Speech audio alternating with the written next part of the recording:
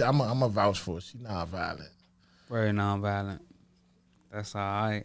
But go ahead. We got World War Polo in the building. You know what I'm saying? This is the Smack Podcast. Tune in. You know, are you smack? The fuck? You hear me? We back. You know what I'm saying? So, what's going on with you, G? I mean, first of all, let's shout out Kings of DC doing numbers. What, you say you at what? We about at almost 50K in about like a couple weeks. It's a couple weeks. Yeah, Joint on a just brand dropped. new YouTube page. I feel like that's big Nah, it is, bro. Niggas ain't doing them numbers. because it's a brand new YouTube page. With I had like what coming into like 52 subscribers, so 50K. Them is like none of them people is like I knew them. I'm not gonna say I know them, but they wasn't like my I know followers. all of them. Yeah. You feel what I'm saying? I might do know them, but they wasn't following the page. Is a brand new page, so I think that's dope. It's going viral. If you read the comment, if you don't, feel like watching the joint, read the comments. It's gonna get all good comments. We put a lot of energy to it. We definitely put the DMV on the map. It was filmed by DMV cameraman, the whole crew. I got like every rapper that wanted to be involved in the city in the joint. It was written by us. Everything homegrown. We was in everybody neighborhoods we shouldn't have probably been Nah, in. for real. It was like we really just had our way with Kings. When I say Kings of DC, I really mean Kings of DC, not like from the aspect of like a Kingpin movie, even though it's kind of like a drug related movie. But all the relevant people and when I say relevant people that's on their craft, that's every day working to try to build their craft. We all came together to put together something that could represent the DMV. And that's what I mean by kings. All the kings came together. You see what I'm saying? From neighborhoods that was beefing, real life beef. Watch the movie that was beefing, and the beef was put to the side at least until this movie was done. So, like, I really, you know what I'm saying, got a lot of love and respect for a lot of the DMV artists for that. And Nah, that's all right. like real talk. Like real talk, I ain't gonna say what neighborhood, but we was in one neighborhood and we was like, hold on. Wasn't this joint just on DMV Hoods and News yesterday? And then we went, I was like, oh hell no, we gotta hurry up. Shout Nah, out for to them. real. You feel me? Cause it just went down right here. I think like right here. Like, nah, we right here now. We gotta get this. Come on. We almost wanted to do one take, but we had to get it done right. You know what I'm saying? Right. That movie, I think, is gonna go down in history because it was the first movie I think that put so many people that wasn't popping in a you know what I'm saying? You know how Give like him a little limelight. facts. 'Cause you know how like if you look at movies, they go get, man, shout out Big G. They go get the popular name people Right. to put in the movie, and it's dope. And I think that's dope. You know, shout out to all the the people that got a name. But it's people that didn't have a name at first that want a name. And we put the highlight on them. We was in everybody. If you wanted some camera time, and still to this day, that's how we do it. So I think that was like super dope. The DMV to allow us in their front and backyard like that. Yeah. You real talk. Nah, that's what's up. And now, all right, so moving forward, that joint was a cool part. I went to the premiere of the joint. Like, it was rappers that, not just rappers, it was different people from the DMV in that joint, but people was dead that supported the joint that wasn't even in the joint necessarily. Yeah, like I think the movie it gave us a sense of we can do it. You feel what I'm saying? Like I don't think thus far it hasn't been a movie like that here because like I said, this was a DC movie in DC by DC people. It's like, you know what I'm saying? It don't get more DC than that. You know what I'm saying? Like we didn't have to teach the slang, we didn't have to teach the dress code, we didn't have to teach, you know what I mean? Authentic. Everything was just basically just do these lines, but you could just be yourself. You see what I'm saying? And I don't think, and that's the first reason I don't think that that is a classic. But the second reason, because of the gentrification, right? A lot of the places that we got in the movie is no longer here. So we couldn't go and like a person right now, if they want to just say, man, F Kings of DC, we gonna dump on them, right? y'all couldn't even go to some of the places that we filmed because for not because you ain't got the validation, but it's actually no longer here. And that's what I mean when I say one of the reasons I say it's gonna go down in history because it's gonna be like if you really want to like give it a couple of years, you like if you really want to see what the old DC look like, go watch Kings of DC. That's what's up. You see what I'm saying? Yeah. Like if you really want to see what an old version of DC used to look like before, you know, go watch Kings of DC. BG before gentrification. Yep. No, during gentrification because you know Berry Farm's not in it. Like certain neighborhoods not in it. You know what I'm saying? 58 not in it. You know, some Lincoln Heights is knocked down. So I'm just saying. So it's a lot of stuff that's not in it. So during gentrification, but it's getting up. You know, if you really want to see what that change looked like, I guess you could see the TCB movie a little bit. Oh, Mad Chef! Shout out to Mad Chef. Oh shout out. You're gonna get to see a lot of DC as far as how it is in that joint, but you're gonna really get to see a lot of DC in places that a lot of us probably wouldn't want to go, even if we could. We was there filming with the camera on, not even like green to the whole. We shouldn't be here. Yeah. You feel me? Yeah, and it came out rich. It came out rich in spirit. You know what I mean? And you like, and that's why it's going viral because it's like some of this stuff can't be made up. Right. You feel what I'm saying? Yeah. Like this a big studio. If all of that is like, you know, that a lot of that was real, and we was places, and they allowed us to be in places that, you know what I'm saying, that is rich DC culture, like rich, real rich. You know what I mean? Yeah. Real tough. So this the second. That was the second movie. Actually, the second movie, and we was coming off a web series called Washington Bullet. Shout out to Washington Bullet. We just our numbers just went over top of that joint today. So like. Yeah. You know, man. But shout out to Washington Bullet, man. It was a dope process. How many episodes y'all had with that? 8. Okay. A lot of trial and error, but a lot of rich culture. And if you look at my first movie, and then it's a big gap to the second movie, but then you gotta tap into 8 seasons, 8 episodes. Washington Bullet, which is a nice storyline, but you can see trial and error in the camera and somewhat sound and stuff. Then come out with Kings of DC. Then you can see like that. How did he jump from that to that? Because we did that in between. Okay.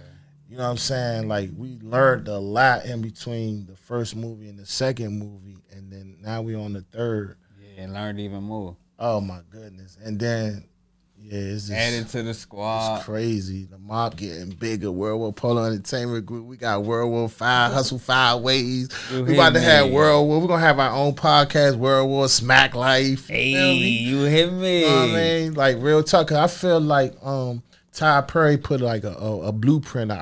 I could talk. You can't. But before you say that, please keep that thought. I feel like you the DMV Tyler Perry Spike Lee Master P. You feel me? Man, I appreciate that. But I feel like there's people that was literally in front of us that put a blueprint out, and you can either accept it for what it is, or you can humble yourself and dumb it down. Like in real time, a lot of the more talented comedians came from this area. Martin Lawrence, Dave Chappelle, Earthquake, and such, and it goes on. The list go on for real, right? For real. But they have never done a movie together, like the DMV, like comedians, like a Harlem Nights, like a house party, like what's the do the right thing? Yeah, you know what I'm saying? They have never had their and following the blueprint what Ty Perry did, right? If you look at all Ty Perry movies, I ain't gonna say all, but for the sake of conversation, like the majority movies, you see the same people over and over and over. Yeah. So he got a team of people that works with him, and he works with good, and you see them play different roles and different in his movies, and that's what I'm doing. That's what I'm trying to do. Like I, on a personal level, want to just deal with I'm pro DMV. Right. You feel what I'm saying? Like, so everybody, for the most part, is from this area that I'm trying to work with because, like, you know, Atlanta got their thing, and that's a lot of love. And that's another blueprint I like to follow. Right. Like so, the DMV. I'm trying to create a movie lane. Everybody do music. Ain't really nobody in my lane right now, and I'm trying to take advantage of that. But I'm also trying to show, like, man, look, if you want to get in this lane, please be better than Kings of DC. Please be better than the lot, because I'm trying to set the bar high for outside areas can respect us. Yeah. Right? So, like, and it's not, like, I want you to come and dump on me. Because, I mean, you're younger, your energy's, you know what I mean? Y'all, it's more contemporary, right? But I'm not going to make it easy. Right. And I'm not going to, and the reason how I know I'm not going to make it easy, because I'm going to use all young people and young energy and young thoughts, and I'm not going to be closed-minded to young opinions and things of that nature. Yeah. So even though it's represented by an older face, the movement is young. You feel what I'm saying? The stories that's being told is young, and a lot of ideas is young. And the purpose of this is I want to show us that in order to get to the top, and look how fast I done it. It took us to do it. So it's like we got to learn how to work together. That's what these movies is about. Like I put all the rappers together, and now I'm doing a comedy. Mm-hmm. I'm putting all the DMV comedians together. Oh, yeah, let's get to that. So you talking about The Lot. The Lot. All right, so The Lot, I feel like The Lot, like, total polar opposite of what Kings of DC is. Facts. And the reason is I'm one big on respect. I come from DC. I come from the projects. I come from everything that you would see on TV, and it's not to glorify or make myself look like I'm a gangster or something. Because if you from here, we all from it, right? So it's not the hardest thing to put forth a gangster movie with some shooting and some robbing. I don't really think it takes the most talent to tell a story that's been told 100 times. Right. But to make people laugh, that's creativeness. And to take people that really probably wouldn't work together unless they was put in a gumbo pot like this and have them work together and make it work. Nah, the cast is crazy, bruh. Facts. The cast is crazy, bruh. Facts. Like, can you speak on, like, I'll try to throw some names out there too if you forget, but nah, it's cool. Can you name, like, the people that sent it down? Please don't hurt my feelings. All right, so I got shout out to APAP, shout out to Goofy. I ain't even know Pap was in the joint. Yeah, that's what I'm saying. That's why I don't know if I want to shout out to Goofy, shout out to Fat Marco, J2 Funny, Simon Says, Dreadhead, Miss Sen. Hey, shout out to them. Ladies. Yeah, man, it's so, man. I know I'm gonna get in trouble. Yeah. Okay. Well, who little brother, little African cuz? Man, JJ. JJ the Jet Plane. Throw out some names, trouble. Who else on that joint? DJ got Joe. Yeah. Marcio. Baby. Simon Says. Baby Entertainment. Lawrence Owens. OG in that joint. He's funny as shit. J2 Funny. But then it's some people that, you know what I'm saying, we still politicking. Yeah. And so, like, this joint, like, just, okay, outside this area, some people might don't know their names, right? But Waffle? Ain't Waffle, man, yup, he in it.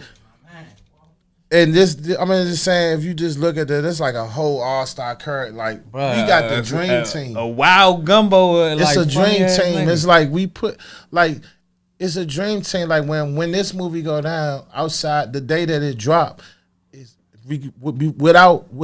forget the day that it dropped. The day that we finish editing and ain't nobody seen it yet is the day we made history. Because it's not about numbers, it's not about money, it's about us finishing something that was great, that started out with a good idea and actually finished where people can see it. You feel what I'm saying? Like, and the moment that it hit the movie theater, because you know it's going to the movie theater. Gotcha. Right?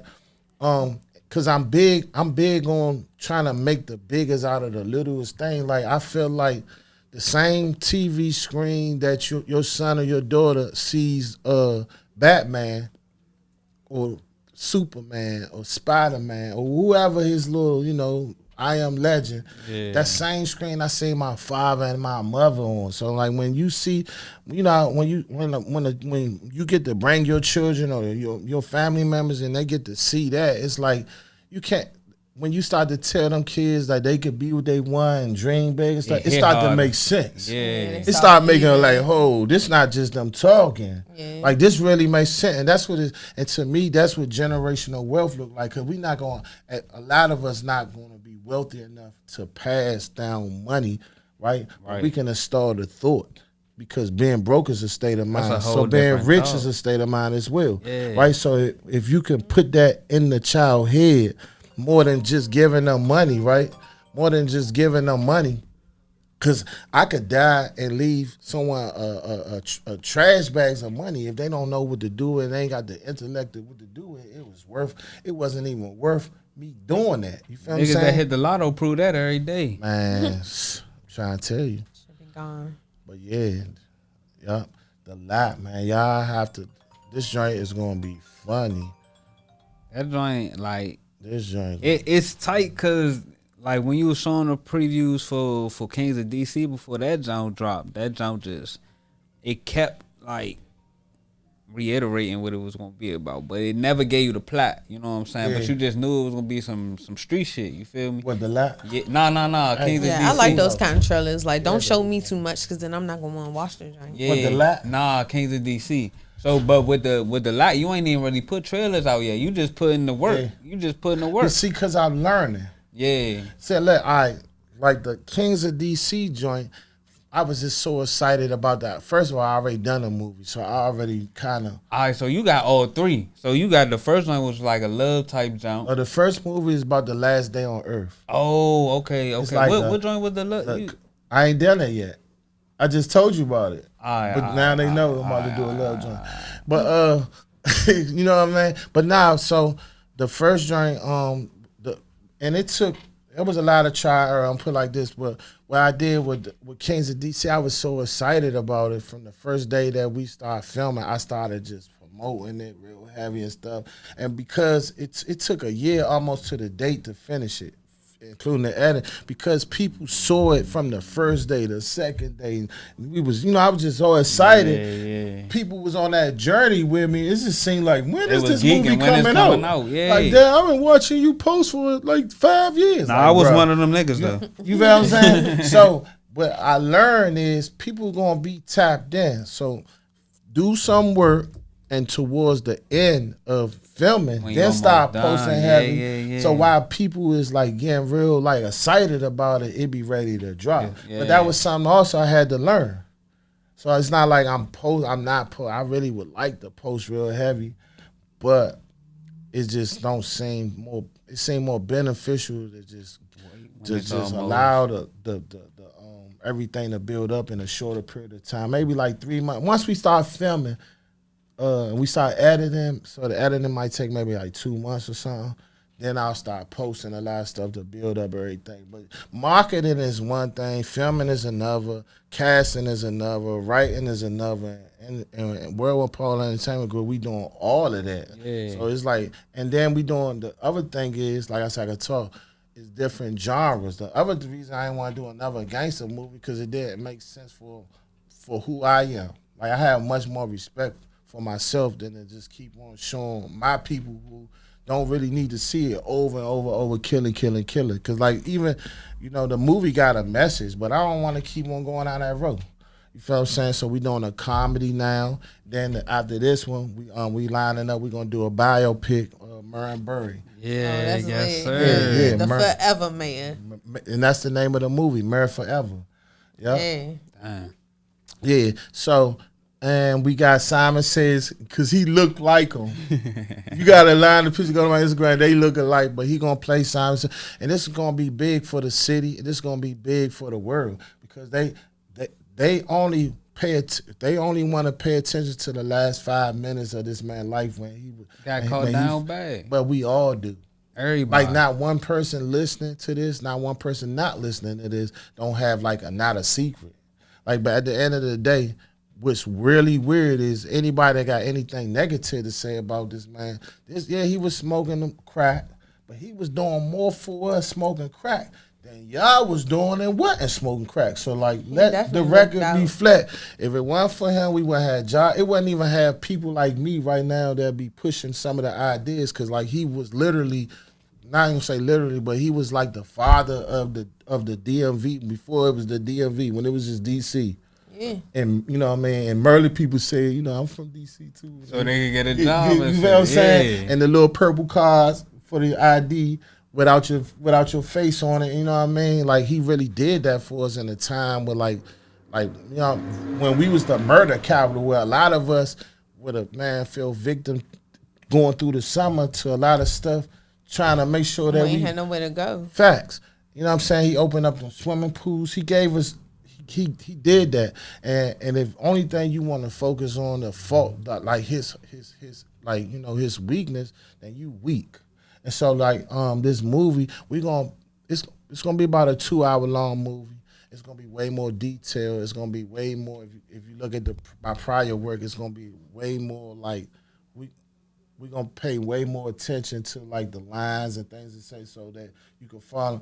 But this movie, we're gonna focus maybe an hour and 45 minutes on everything that got him to be the mayor and the love before we start to show the part that, you know, him, you know, get that bitch set me up. No disrespect, I don't curse that much. Yeah. That's what he said. Yeah. Right? That bitch set me up, right?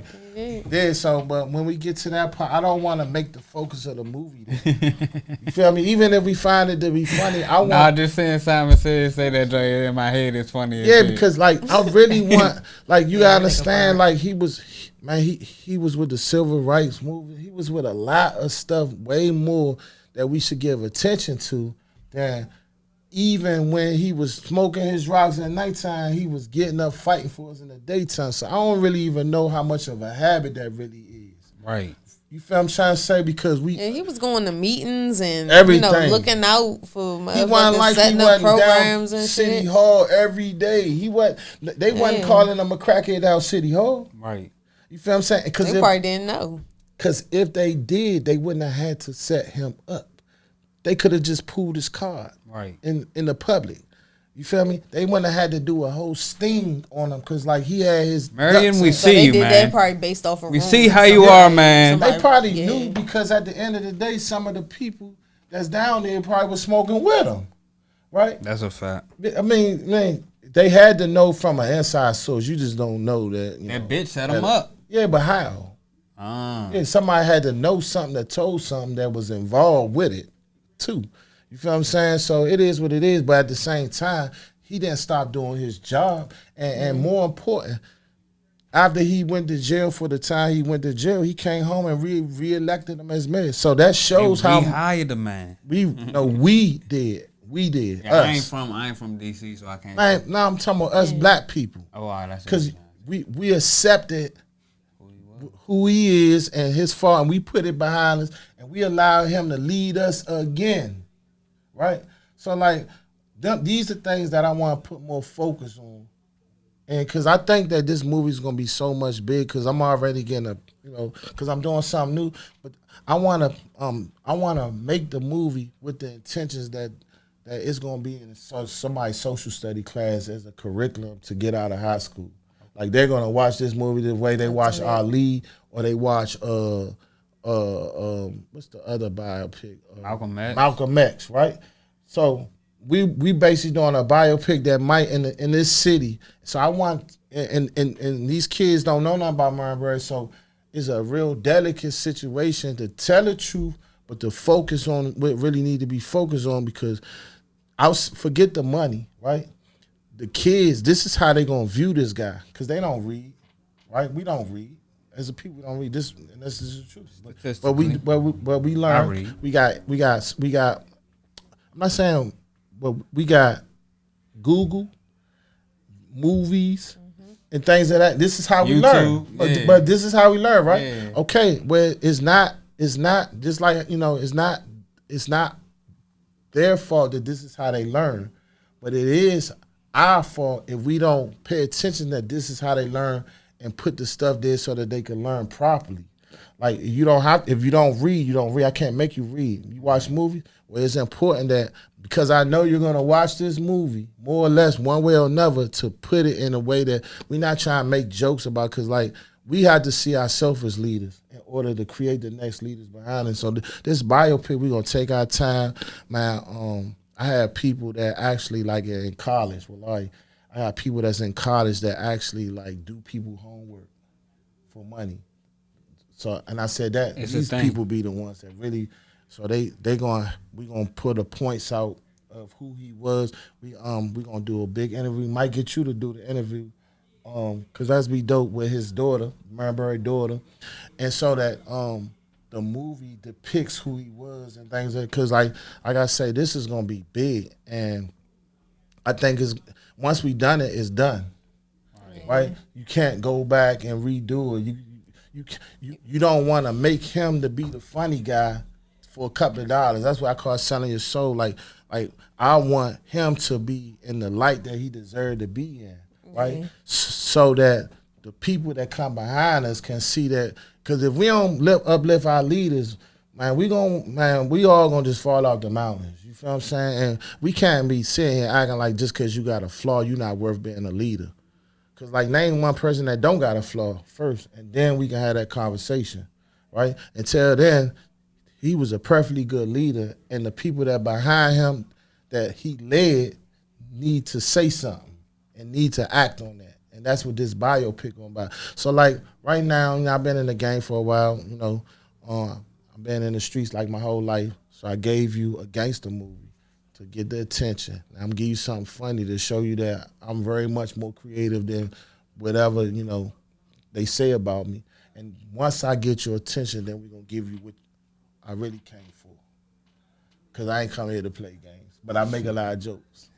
It's a difference. You feel me? That's what's up, though. I have a good feeling you're going to do him justice. Like, you know what I'm saying? You was around to witness everything that he did from...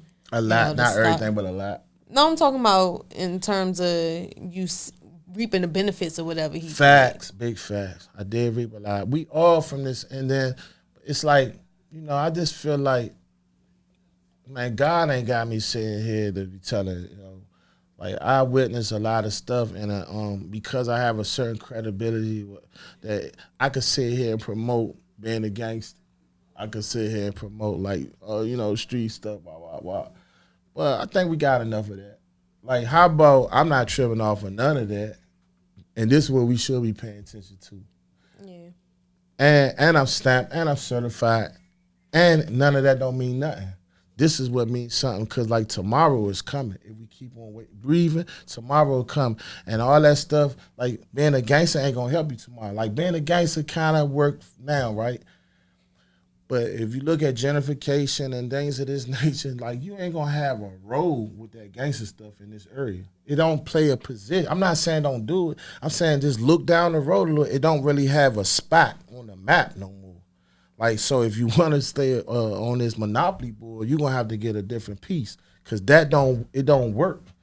You feel what I'm trying to say? Like, they don't, like that worked when it was projects, when it was when you could stand in one spot and sell drugs all day without worrying about the police, without worrying about jump outs. I remember a time when there was no, but I did not even, I remember when they only talked about jump outs when years went past. I never even knew what a jump out was, because they never came around our way. They never made it up there. Apparently, like I hear what y'all saying, but then I remember when I first seen it, and I'm like, it was astonishing to me. Like, damn, they really got love that much heart to come through it. Like, that was just crazy. Like, they finally made it to the point where they don't even really, like in the next couple of years, ain't gonna be no more drugs or guns in DC.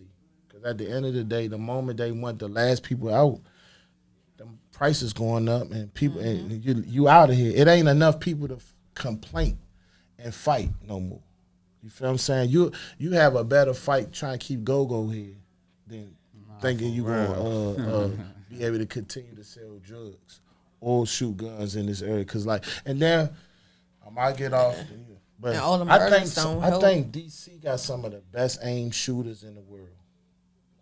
I think the steppers in DC are the most accurate shooting guns. Is the murder rate high? Because they don't hit not one white person. Oh yeah. Like, but all these white people, and I'm not condoning killing or hurting white people. I'm just saying that it's a big coincidence that only people accidentally get hit is us. And that's real weird to me that I done been in Southeast and seen white people running down the street in the middle of the night just jogging. But nothing never happens to them.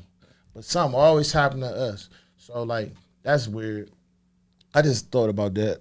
And I just want to say that. That's a prime example of self-hatred. Yeah. That's what that is. It's like, boy, y'all know how not to, But at the end of the day, it is what it is. When these white people is tired, you know how you don't listen to your mother sometimes, but you listen to your neighbor. Yeah, that's I think what's going to happen. But it's going to be people like what you all doing and what I'm trying to do. That's what's going to dictate the history books on what the next level of the path of the DMV looks like. I really believe that. Nah, for real. Where y'all at in the process of the lot? We about halfway through. We had to take a little break because I'm not gonna lie. We was going through this joint so fast. It was like, we was out like popping with. Like I told you, the process is like it's way different when you got people that want to be involved, and then it's so scary now because in the beginning it was like didn't nobody expect us to finish, no less it be a good movie.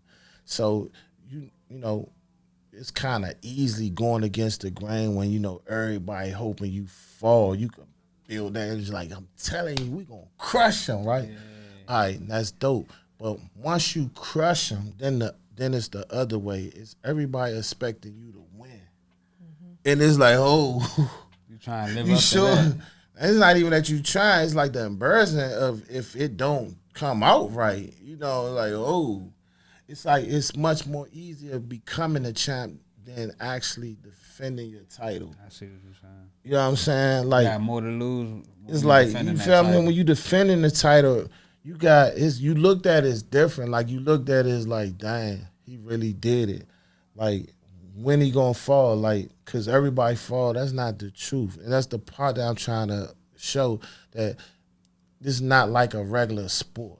Life is what we doing is not like a regular sport where someone has to lose. Like it's enough on the stage where we all can win without ever taking a loss. Like for example, what I'm trying to do, Mad Chef just did the movie, right? Banner, Loso, right? I was at the movie premiere for that joint. That joint Me was too. lit. I was there too. We definitely locked down that joint. So I support. Yeah. What they would call competition, and even more important, they invited to be in my movie, right? Because that's what it looks like. You don't lose when everybody is pooling. Like we not in how am I in competition with them when they in my movie helping it win? So like if I win, they also win, right? So how are we in competition, right? And that's the point that I want to bring out. Like even with the rappers, with everybody, like because at the end of the day, it's yeah, we try to get the money, we try to do this, but the bigger picture is learning how to work together. And that's why I think more people gravitate to what I'm doing because, like, I'm already okay. It's not about bread with me.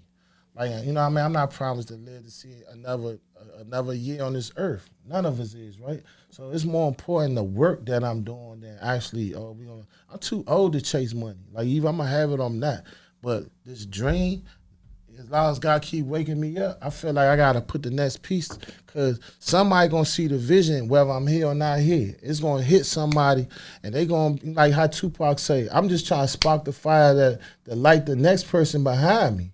You feel what I'm trying to say? Like, so I'm Muslim, so in all my movies has a very small Islamic thing because like at the end of this, I want to be, I want my Lord to say, well, I ain't just waste my time away from my family and people I love. Taking all my time doing this, like I wasn't trying to give like credit to a higher source, right? So like, but I think that I'm trying to teach people how to win because I've been winning for a long time, and it's not the same if other people don't know how. You gotta share the W with people. You feel what I'm saying? Mm-hmm. And you gotta teach a person what the W look like because like we all put finance or financial gain on a W, and that's not at all what it I was is. just saying we want boom. God ain't make us and say, "Hey, go get money." Nah, he didn't. Like, you know what I'm saying? Like, cause like if you look at, man, I don't think money actually would make you happy. Cause there's people that actually gain money that don't be happy after they get it. Some niggas take their life and they be rich as fuck. I think people go after money so that they can be comfortable and do the things they want to do, but then they see that like that don't necessarily bring you happiness. Don't satisfy them. The object of life is, to me, is to worship God and find happiness. Like Find peace. Peace. That would be where I'm at. Like happiness, right? Peace would be considered my happiness, right? But it's to me, I think that we don't understand, and we have to be unlearned then taught again. Like, for example, like I was telling a partner of mine, right? You give me a cheeseburger, give me 2 cheeseburgers a day from McDonald's. I only eat McDonald's, but little small cheeseburgers like that. And you give you $1 million. And you get $1 million every day for 30 days, but you don't get no food. And I get them 2 cheeseburgers. Don't give me no money. And at the end of the 30 days, let's see who rich. Because by the 3rd day, money ain't gonna mean nothing to you when I'm over there eating that cheeseburger. Now we're gonna negotiate. Because I think I need half, or if not all your money, just for one of these cheeseburgers, so that you can stay fit before you can get to the end of this 30 days. Because 2 weeks in, you ain't gonna be thinking about no money. You're gonna be thinking about these cheeseburgers, maybe hurting me, all kind of stuff, right? So that's why I said that to say that money ain't as important as we give it credit for. Right. Like, it's certain things that we take and don't give as much value to that's way more important than money. And I just put a cheeseburger on it. Just imagine with loyalty and love and compassion and the things that really have value, right? Loyalty or respect? Both. I think you can't have one without the other. Okay. You know what I'm saying? Like, I think that it's like a pie. You can't, if you take out one of the ingredients, it's no longer a pie. Okay. Right? Like, to be a well-rounded human, you have to have all these things. If you take one of these things, people don't pay attention to the things you do well. They pay attention to that one thing you do wrong. Right. Like, you could do everything right, feed homeless, do all kinds of stuff, but you're a liar. Who cares about all this good stuff you do? You feel what I'm saying? So you gotta be like well-rounded. It gotta be like well-rounded. See, but you know what I'm saying? Y'all gonna have to tap into some of these movies, because I'm giving jewels out, because I don't plan on being here that long. Like, when I say that long, I mean like 40, 50 years is not a long time. I'm not probably leaving no time soon. But I'm just saying, like, you get to a point where you start recognizing that life is more about sharing the stuff that you got than trying to accomplish new stuff. Because me sharing something with somebody younger or older, whoever, and them actually take it, that is something new. That is something new. For me to give something to somebody that they can take and run with and build and become better. And, you know what I mean? That is equivalent to gaining something new. Because that is something new. We don't have that. Right. You feel what I'm saying? Like, I don't know. That's why I'm at. These movies, though, Kings of DC, I got to tap in, run them views up. And The Lot is on the way. It's going to be funny, hilarious. It's going to be dumb, retarded. Sometimes I don't even know how we get through the day. I'm like, yeah. God bless me just to be in a position, because I already see how this gonna play out. Yeah. They're gonna be like, oh, he's so smart, he's just a genius. I'm like, no, I promise I didn't do nothing. I just had the idea. They did everything. No, he been humble. I swear I'm not being humble. Hey. I feel like I'm on the yellow brick road. It's them. It's not me. And it's like, you know what I mean? They saying it's me, but I'm like, no, I promise all the talent right here. You know what I'm saying? And it's a humbling thing, but it's a beautiful thing to get to work with people that work hard and appreciate you for what you bring to the table, and you appreciate them, and like nobody's, playing bigger than the next person. That's like a space I ain't never really been in until now. Right. But I always believe it exists. And that's what these movies are about, believing that it exists. And now that I see it, I could really share, like, I really be around people I just met that I trust way, as far as business and, certain things more than people I know for a long time. You feel what I'm saying? But it's all from here. and this movie gonna be crazy. We gonna have Simon's Popcorn at the movie theater. Y'all definitely. I got 2 tickets for y'all. Wherever we had the joint, just tap in. You got it. You gotta stay following me. Like Polo, I got your ticket. Nah, for real. I was on, bro, about them Kansas DC tickets, bro.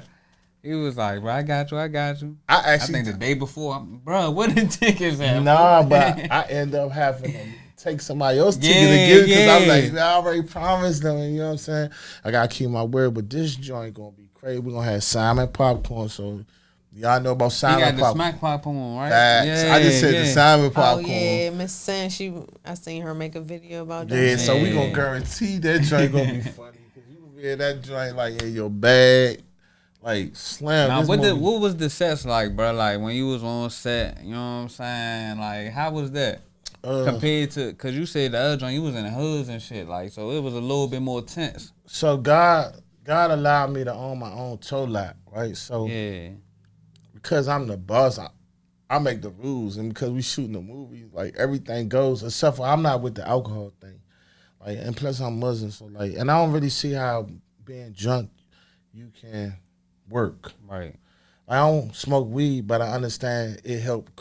I didn't smoke before. You know what I'm saying? So I understand the creativeness that comes behind it. For certain people shouldn't smoke and work. You feel me? But you got to know that for you. But alcohol, under no circumstances, I don't see how that works. So, like, outside of that, that's the only rule I have. And just come and just, like, we have fun. We be barbecuing and then keep the tape rolling. And, man, you know the DMV home for Jonah. Man, what? So just imagine you got all these comedians right here, and it's like we all on fun time. Ain't nobody like, trying to get a glizzy. Oh my God! But you know I'm like a whole instigator, right? So we have a barbecue, and that's all I bought.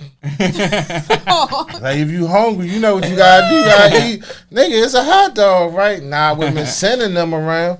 You know what I'm saying? Because see, if it was us, it's one thing, but then when the women start cracking the jokes, it take it to another level. It's like, oh, whoa, what you doing? You wrong as shit, bruh. Man, for real. You know, and we hungry. We out there all day, so some of them got 2 and 3 glizzies in their hands. It's like, whoa.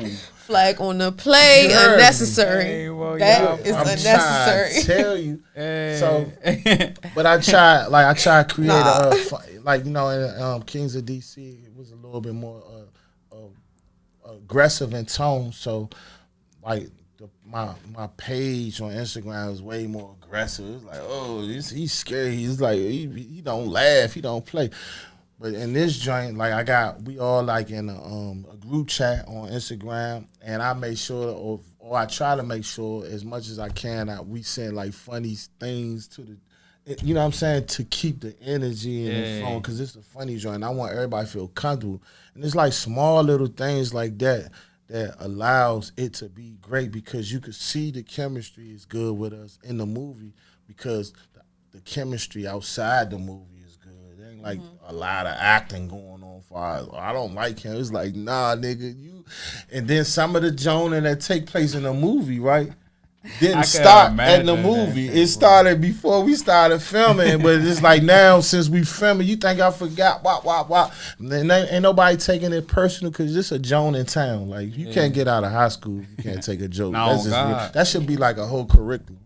You feel what I'm saying? If you went to a DMV school and you can't take a joke, you must have came in the middle of the year or something. Right, you moved like, there. You couldn't have went through the whole, You sure you from, what elementary, what junior high school you went to? Because, like, that lunchroom was dangerous. Man, what?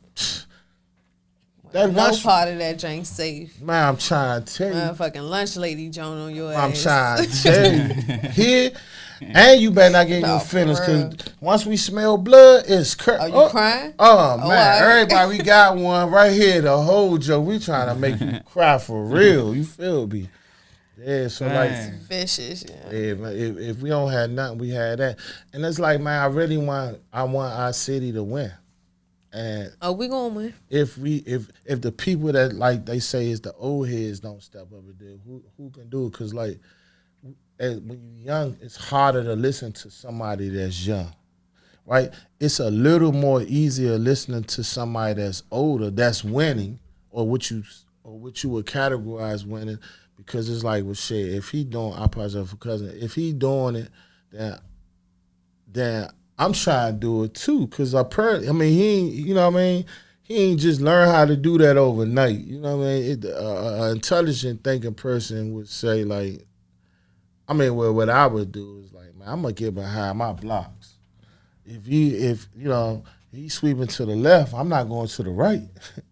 You feel me? I'm going behind my blocks. I'm trying to get yards. You feel what I'm saying? So if you see somebody like, dang, he used to be in the streets. Now he doing this and he doing that. He giving opportunity. Because, like, our real life let anybody be in these movies right now.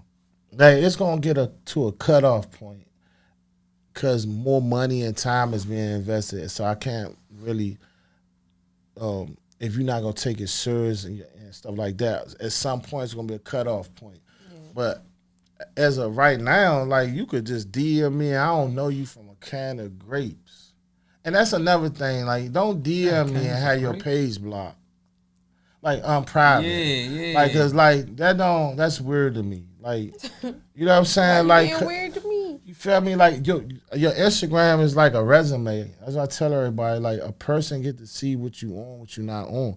Like, and if you want to be a public figure, you can't have your page private. That's just weird. It's like, you know, like if I want to, I like, for example, if I reach out to Spike Lee, maybe he might on Instagram, like, maybe he might reply back, maybe he won't. I done got replies back from, I know some popping people because of Instagram. So I know that Instagram really do work.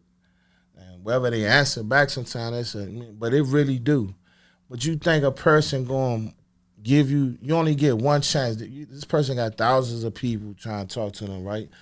And then they say, oh, well, you came up with a valid question. I want to answer your question. They go to your page, your joint private. You just blew your chance. You don't even know it. But then, like, your page over, like, oh, dang, the young dude, he do some movies, he do this and that. Oh, he giving back to the city.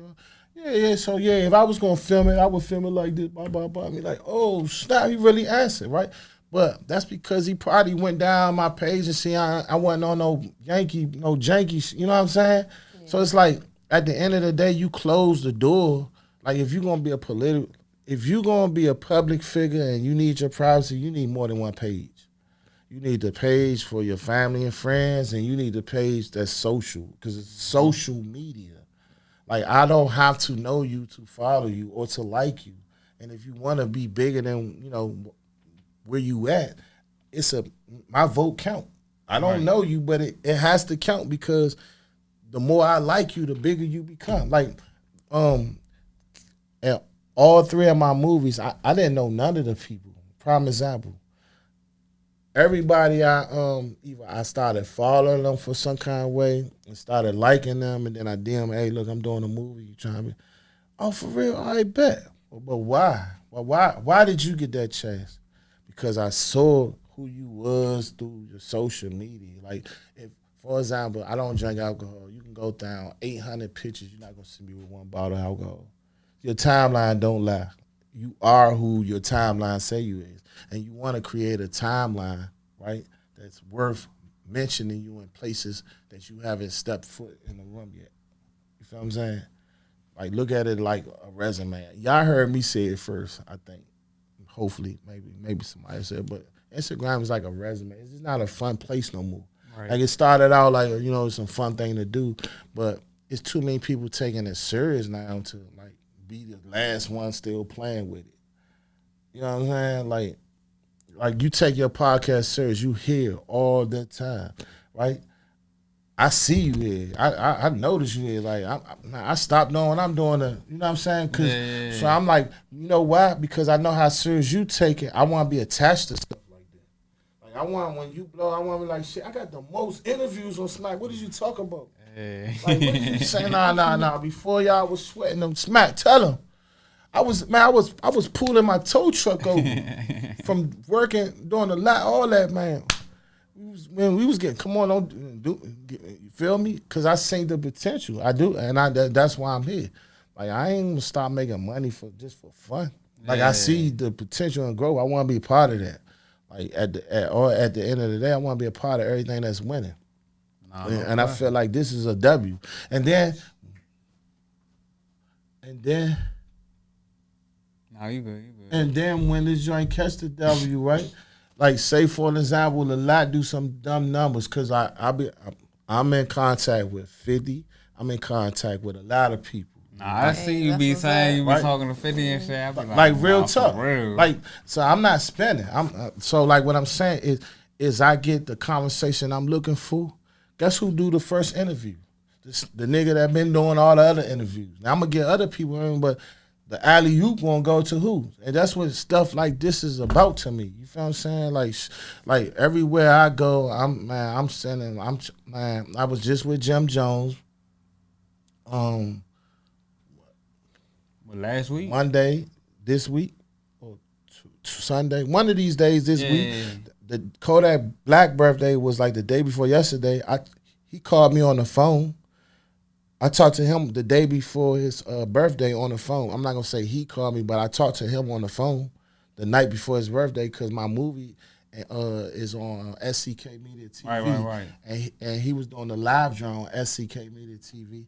And it was a good business conversation that we talked because we both was in the contract with the same CEO. Right. So I got the pleasure of talking to him. Cool. Bro was up here last time with you. And he was here on the interview, so you know I ain't welling, right? And if you go to his page, you can see he was showing like endless people he was in contact with. Facts. So, yeah. Moneybag Yo, Lil Durk. That's who concert he was doing. Just was talking to their manager about some. So I'm like, I'm pro DC and DMV, but I'm building a brand, but I don't never get big headed. I do these because you know what? Shout out to Tone Trump. That's my dog. That's my Muslim brother. That's my dog. He always encouraged. I don't care if it's only one person that's gonna watch the interview, do the interview. You know what I'm saying? And he was in the movie Creed, and he was in my last movie, right? So like real life, you know what I'm saying? It's not like I'm playing big, but I mean it's really rubbing shoulders with people that a lot of people respect. But I'm not forgetting the people that I want to come up with me. Right. Like at the same time, because one of the good things is I've been around, you know.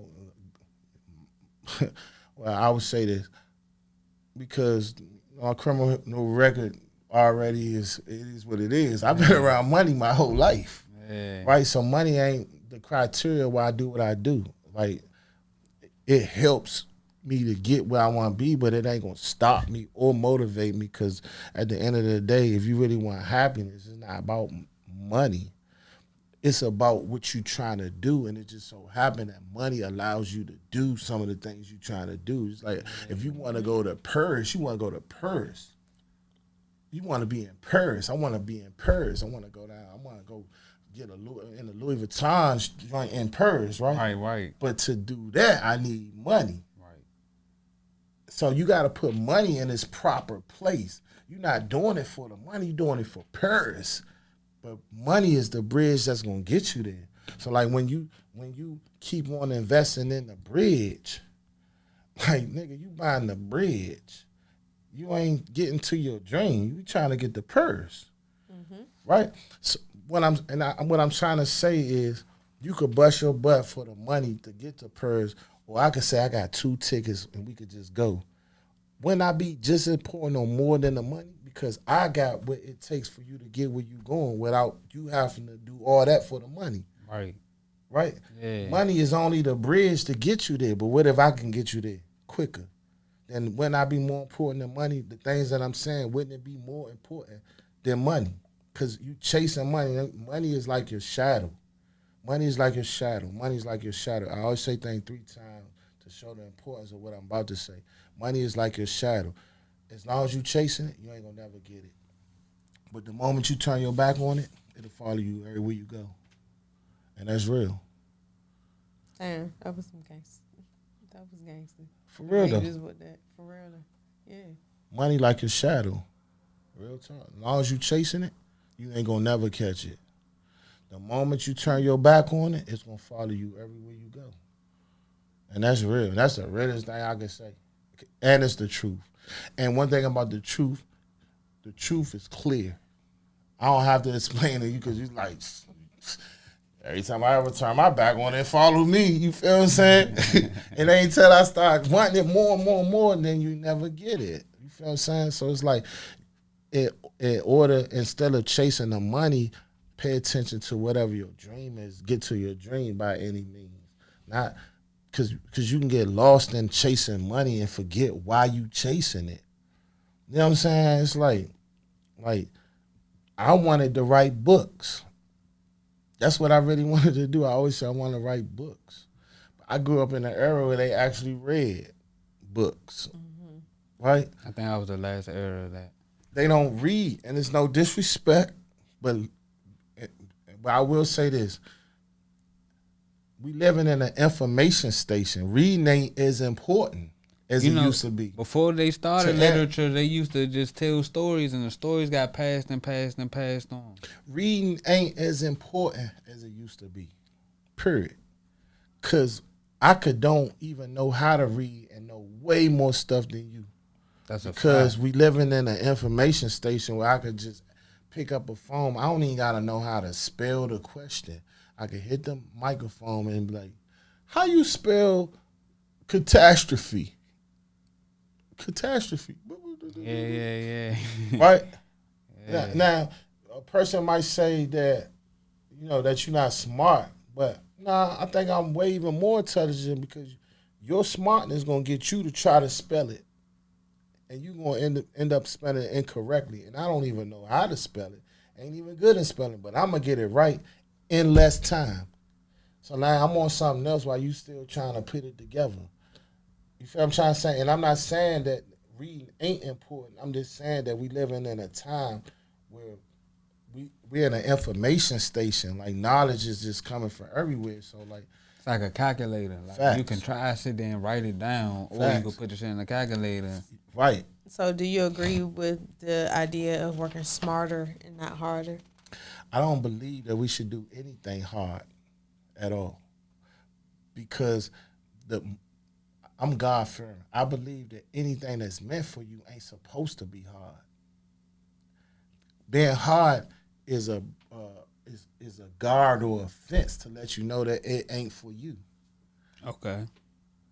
Because anything that's for you is the word natural takes place, and it just falls suit.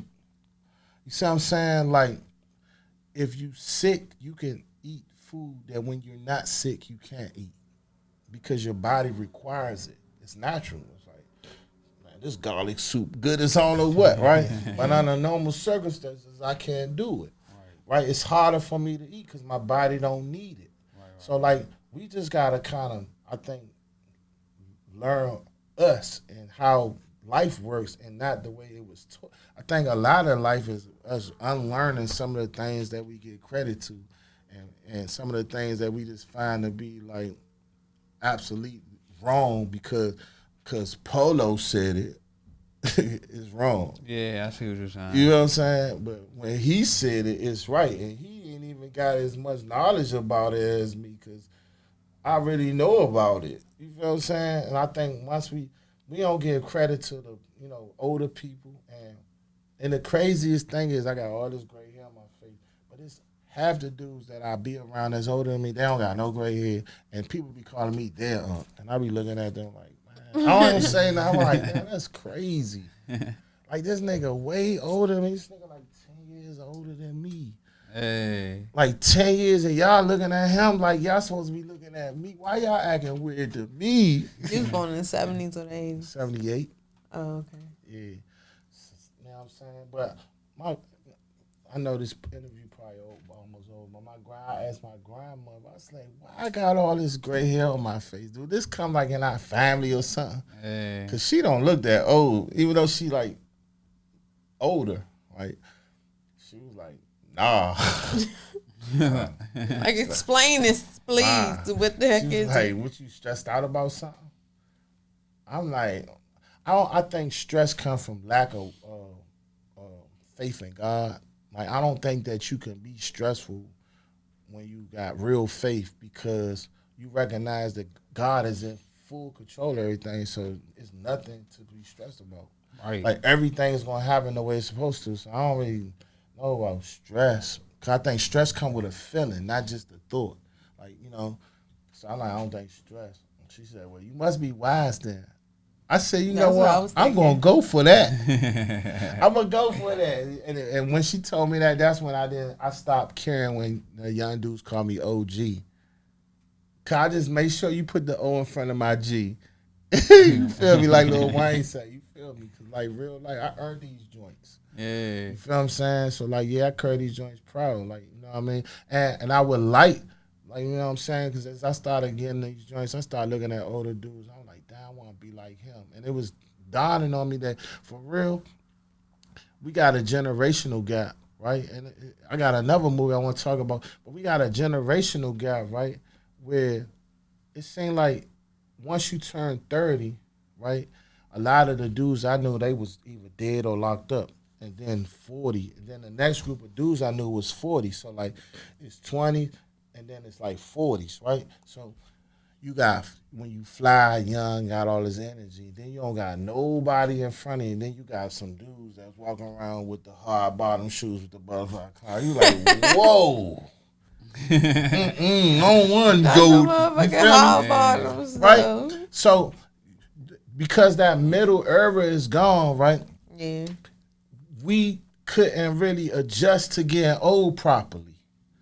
So it's like, nah, I don't want to be like no Bama for real. Like, I ain't trying to be wearing no brown pants and, you know what I'm saying? Yeah. So it's like, I think stompers. It's important. Facts. It's important. Like dudes like facts. Me, I feel like, nah, for real. I feel like it's important that it's dudes like me that's allowed to be around, because you know, you follow my Instagram page, you know, I be trying to keep up with all the styles. I don't try to keep up, but I try to create the styles. You know what I'm saying? Like, and like, I'm heavy with fashion, and I'm heavy with like knowledge, all kind of stuff. And I said that to say that I like to be given a good reason to why you should want to get old. Cause like, life ain't start coming together until I got to this age. Like, you know what I mean? Like, everything started to make sense once I got 40. Like, dang, we getting money, we chasing our dream. I ain't around haters. I got my own business. You know what I'm saying? I'm Muslim, so I just had more than one wife. Like, I'm real life living like the life of everything that I would have liked it when I was younger. Right? But so if you're not showing people like, man, look, 30's gonna be a little rough, but I promise you it's only to make sure that you strong enough to what God gonna give you when you turn 40. I can't tell you what 50 is yet, but it feel like it's gonna be good. We got 50,000 views. You feel me? You know what I'm saying? And it's like, I think that when you could, like, you showing the younger people that it's cool to get older. That's dope. And that ain't like I'm sitting out here preaching. I'm just showing, like, every day, like, go ahead, try Joan. Like, y'all think I'm old? Like, nah, I'm trying to tell you, I'm hurt your feelings bad. You like, better watch out for the older ones. He be spiking the punch. You feel me? It's like, go ahead. Now, he ain't like the rest of the old dudes. Like, he will crook you. And the only thing about it, I'm getting old, so it's like, once I start, it might be like a whole week. Every time I see you, I'm still on... Like, I forgot. Oh, nah, boy, you thought I was done? I ain't done yet. I'm going to give you a whole reason. Just don't stop with me again. You be talking about mothers, too? Nah. Okay, yeah, because, you know, you try to stay clear because these little youngins, they be... Nah, I'm not disrespectful. Okay. And guess what? Because I know I can joke, like, too good, because, you know, you got to have imagination to joke. I give you 3 jokes, but on the third one, it's curtains. So the first one's cool. Strikes, nigga. The second one, make it funny. Because I want to laugh, too. But if you, nah, for real, like, I like to be entertained.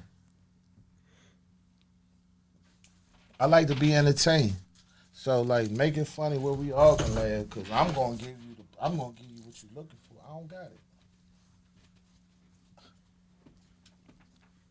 it. I just could imagine that set niggas just getting fired up, bro. Like, yeah, niggas just joning. It's so crazy because, like, a lot of the comedians, they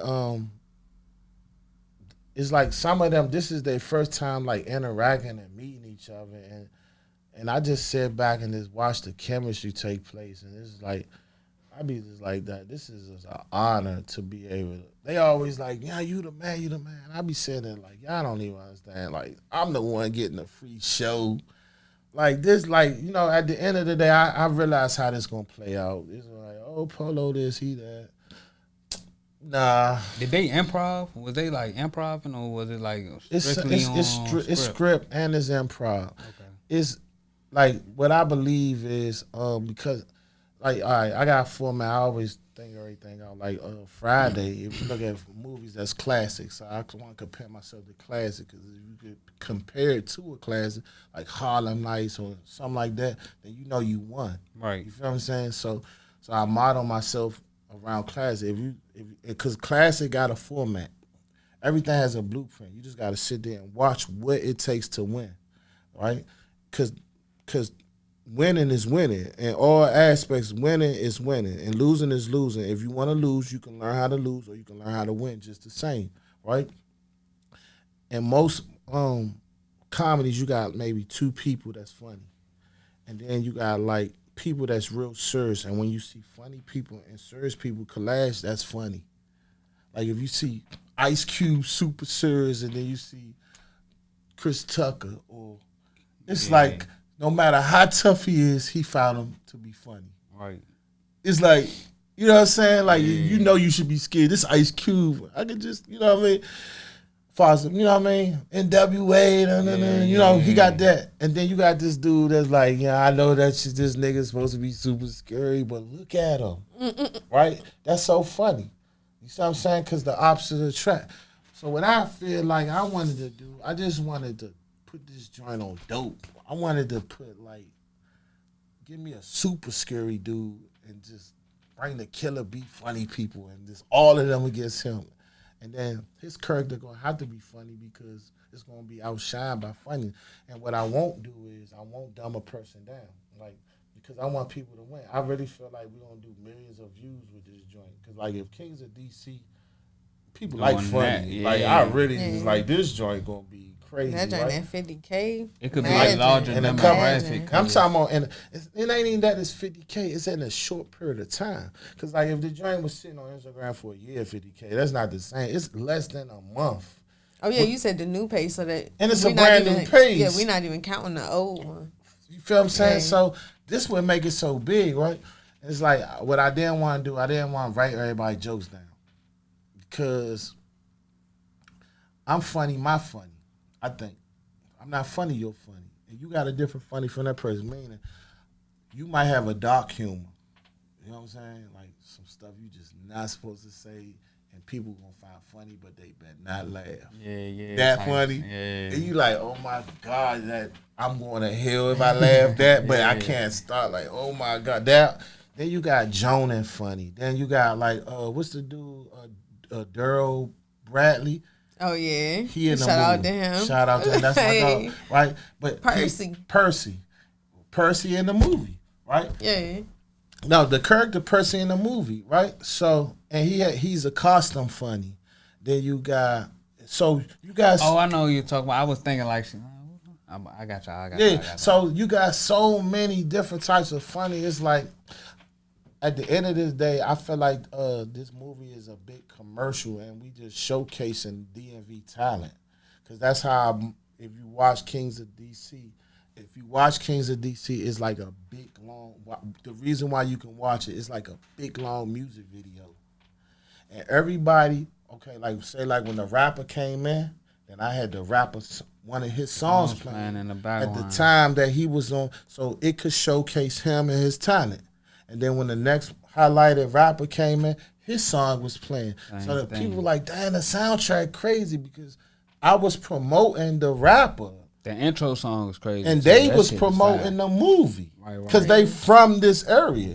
Yeah. So instead of me, DC, I'm going to promote the people, and they could promote DC. And that way they could get the shine, they can get their music played. You know what I'm saying? And it's like, you know, they can get some spins, like some notoriety, right? Like, shout out to TriStar Kelly. You know, I love his message in the movie. And, you know what I'm saying? I'm not really big on killing and drill music. Like, like I actually lived a life that I just get tired of hearing that stuff because I understand how music works at this point. You know what I mean? It can really affect the way you move. You feel what I'm saying? Because the average person ain't gonna just get up and kill somebody without drugs, without music, without somebody hyping it. It's just not gonna happen. This is not gonna happen. We not created that way. That's what I'm saying. Not that it can't happen, but it just won't happen without you looking at endless killing, hearing somebody like Scarface. Like we used to get hype, get high, get hype, and listen to Scarface, and then we're gonna work. But without that chemistry, we wouldn't. A lot of us have said you got the heart to do this, is because maybe we done it a few times, but we wouldn't have had it. We had to hit Scarface Sison. We had to get high. We had to get somebody give us a reason. And if you take any one of them elements out, the crime won't get committed. So it's like I understand how it works, but this with the music, I wanted to. I just wanted to showcase the rappers. I just wanted them to be. And if you see the movie, you're like, damn. And then when she come in, then her song, it's like, damn. And that's why the music always goes along with the person, because that's actually their song. Right. You know how like the music don't go with how the person might be walking or talking. It's like the littlest, smallest things. And then tracks R. Kelly, I like his message. So I was talking to I Am Northeast because I wanted it to be like a real, real street joint at first. But then I listened to the tracks R. Kelly joint, and it gave the vibe of really how I want the movie to be viewed. And that's why the music is being played in the beginning and the end, because your first thought and your last that thought joint like that, like come on, and it goes so well with facts, with the whole theme of the movie. It take a movie that's way turned up and way aggressive with a lot of robbing, a lot of killing, a lot of people got killed in that movie. What is that called? Warzone or something? Warzone. Yeah. Shout out to Tracks R. Kelly. That's my shit. I'm trying to tell you. When you hear the music, it make all the killing and robbing and all that stuff makes sense. Not that it made it better. It made it make sense. Like, It lets you see what's going on. Like, we not trying to amp this movie up and say we the most gangsters, killers in the world. But we telling, like, we from a place where it can happen. It can happen for something small. It can happen for something big. And then you got people like me that can skate through, and because of God blessing, ain't me because of God. And then he allowed me to look back and tell, like, dang, I made it through all that. You feel what I'm saying? It's like, man, y'all got to see that movie, bro. Y'all got to see it. Y'all get a chance. Help them views go up and send it to everybody. You know, it's definitely worth watching.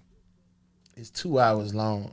And I know it's a good movie because even after 2 hours of sitting there watching something that came from my mind that I wrote on paper, and then got people to believe that it was worth acting, some stuff that was in my brain that I wrote down, right? Yeah. And I actually had the heart to say, read this, what you think? And they like, oh, so you going to act it out, right? And not laugh at me, going to act it out. And it became something great. I think it's definitely worth watching. I think it's because it's a deep, dope message that's not really for everybody. But it's definitely worth watching. Anybody, it's definitely worth watching, and it's gonna be dope. And if I can hold you hostage for 2 hours, right, and you turn around and say, "Well, we need a part 2," then I think like, damn, I really did my job. Because dog, that was 2 hours. It wasn't like an hour 20 minutes, an hour and a half. It's 2 hours and 3 minutes, and the first comment was like, "We need a part 2." Mm-hmm. Like, bro, you know that was 2 hours? That's crazy. 2 hours is a long time for, to shoot to have somebody sitting down there watching your work. And then I was at the movie theater, I was standing up because I was like, I already told my cameraman, I said, Marco, man, I'm not going to lie. If this go wrong, I'm going to get on social media tomorrow and tell everybody, it was you. I told you should have filmed it this way. I'm just playing, right? But I was definitely at the movie theater standing in the back. And I was like, man, because if this go. I don't take your birds movie. I'm getting up out of here. You hear me? Gang? And then like that joint got a standing ovation. I'm not even gonna lie to why it was still dark. Like a couple of tears came down. I was like, whoa! You feel like, hold on, let me get myself together. I ain't expect that. Like, dang. And that right there kind of inspired me to slingshot. It was like, yeah, like that motivated me. Like, cause when you're in a place where they hate all the time and they actually show love, you know it's genuine. Cause this ain't even a place that even do no stuff like that. I didn't even know that. We don't really do fake love too I was much. just interviewing Unless you about to somebody. get robbed or something. You gonna see later on that it was fake. Yeah, facts. You from here too. Yeah, I'm from Southeast. Yeah, oh yeah, she know. Listen to her. If they start acting too nice, leave.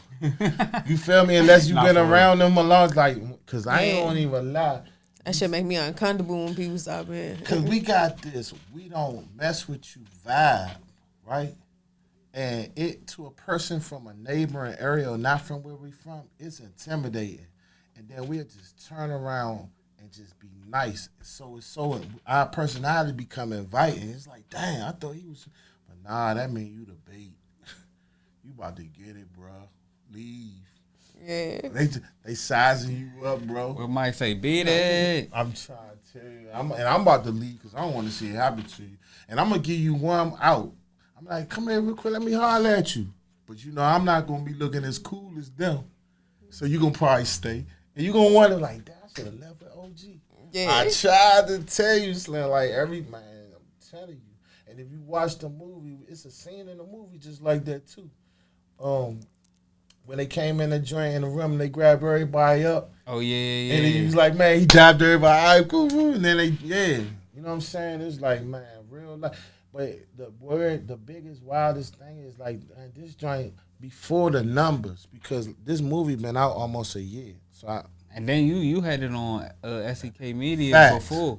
And that's what make this big, because I already then made thank God, I made a few dollars off this joint. So the movie ain't new. The movie about 9-10 months old. Then I dropped it and it's doing views like I just now finished the joint. Like, and you know, I'm getting reviews of people saying hood classic, this and that and the other, and this is super dope. But I'm not gonna even lie, man. We got a lot of work on the way. We got a lot of work. You said you was about to speak on one more movie too. You said you got something else you was working on? I got a movie we're gonna probably use a green room. It's about the journey of the grave. And it's gonna be kinda like a horror movie about like what happens when you die and that journey between from death to meeting God. But it's factual based on my understanding, right? But it's gonna be like the Wizard of Oz kind of theme. So, you know, they was out to see the wizard, we out to see the creator. And it's gonna have like a little happy ending if you've seen the movie, but it's gonna be dope. I just wanna stretch out and show like my level of creativeness. Like I don't need no white people. Different. It's gonna be dope.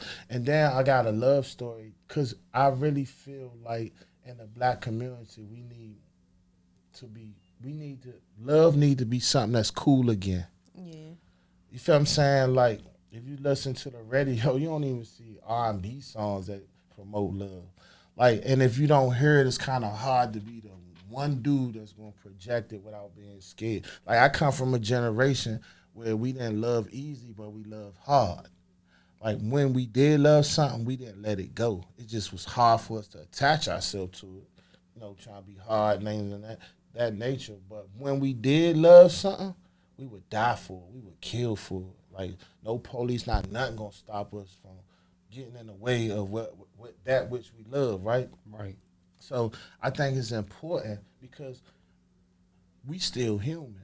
So no matter how hard, how much drill, how much kill, how much gangster, you still got a lot of love in you. You just not letting it flow.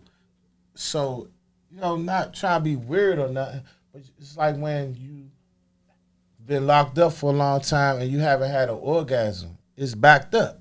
It has to come out, right? So it's the same thing with everything else that's a feeling or emotion, right? Love, it has to come out. And the problem is, once it's time for it to come out, if you don't have something that's properly worth loving, then you love the wrong thing, and you'll be attached to something real tight that you shouldn't. You know what I mean? Like the block, my niggas, jail. Jail is the new love of the black man. Like, like if you ain't like they really have a fascination. Like if you ain't got a Fed number, you not a real nigga. Like nigga, if like That's a horrible way to think. no, but it's our horrible truth. Yeah. You feel what I'm saying? Like if you look at the you know what I'm saying? Like jail ain't something that you supposed to aspire to want to be. And this is what I'm saying about that generational gap. It's like once you turn 20, once you get to 30, right?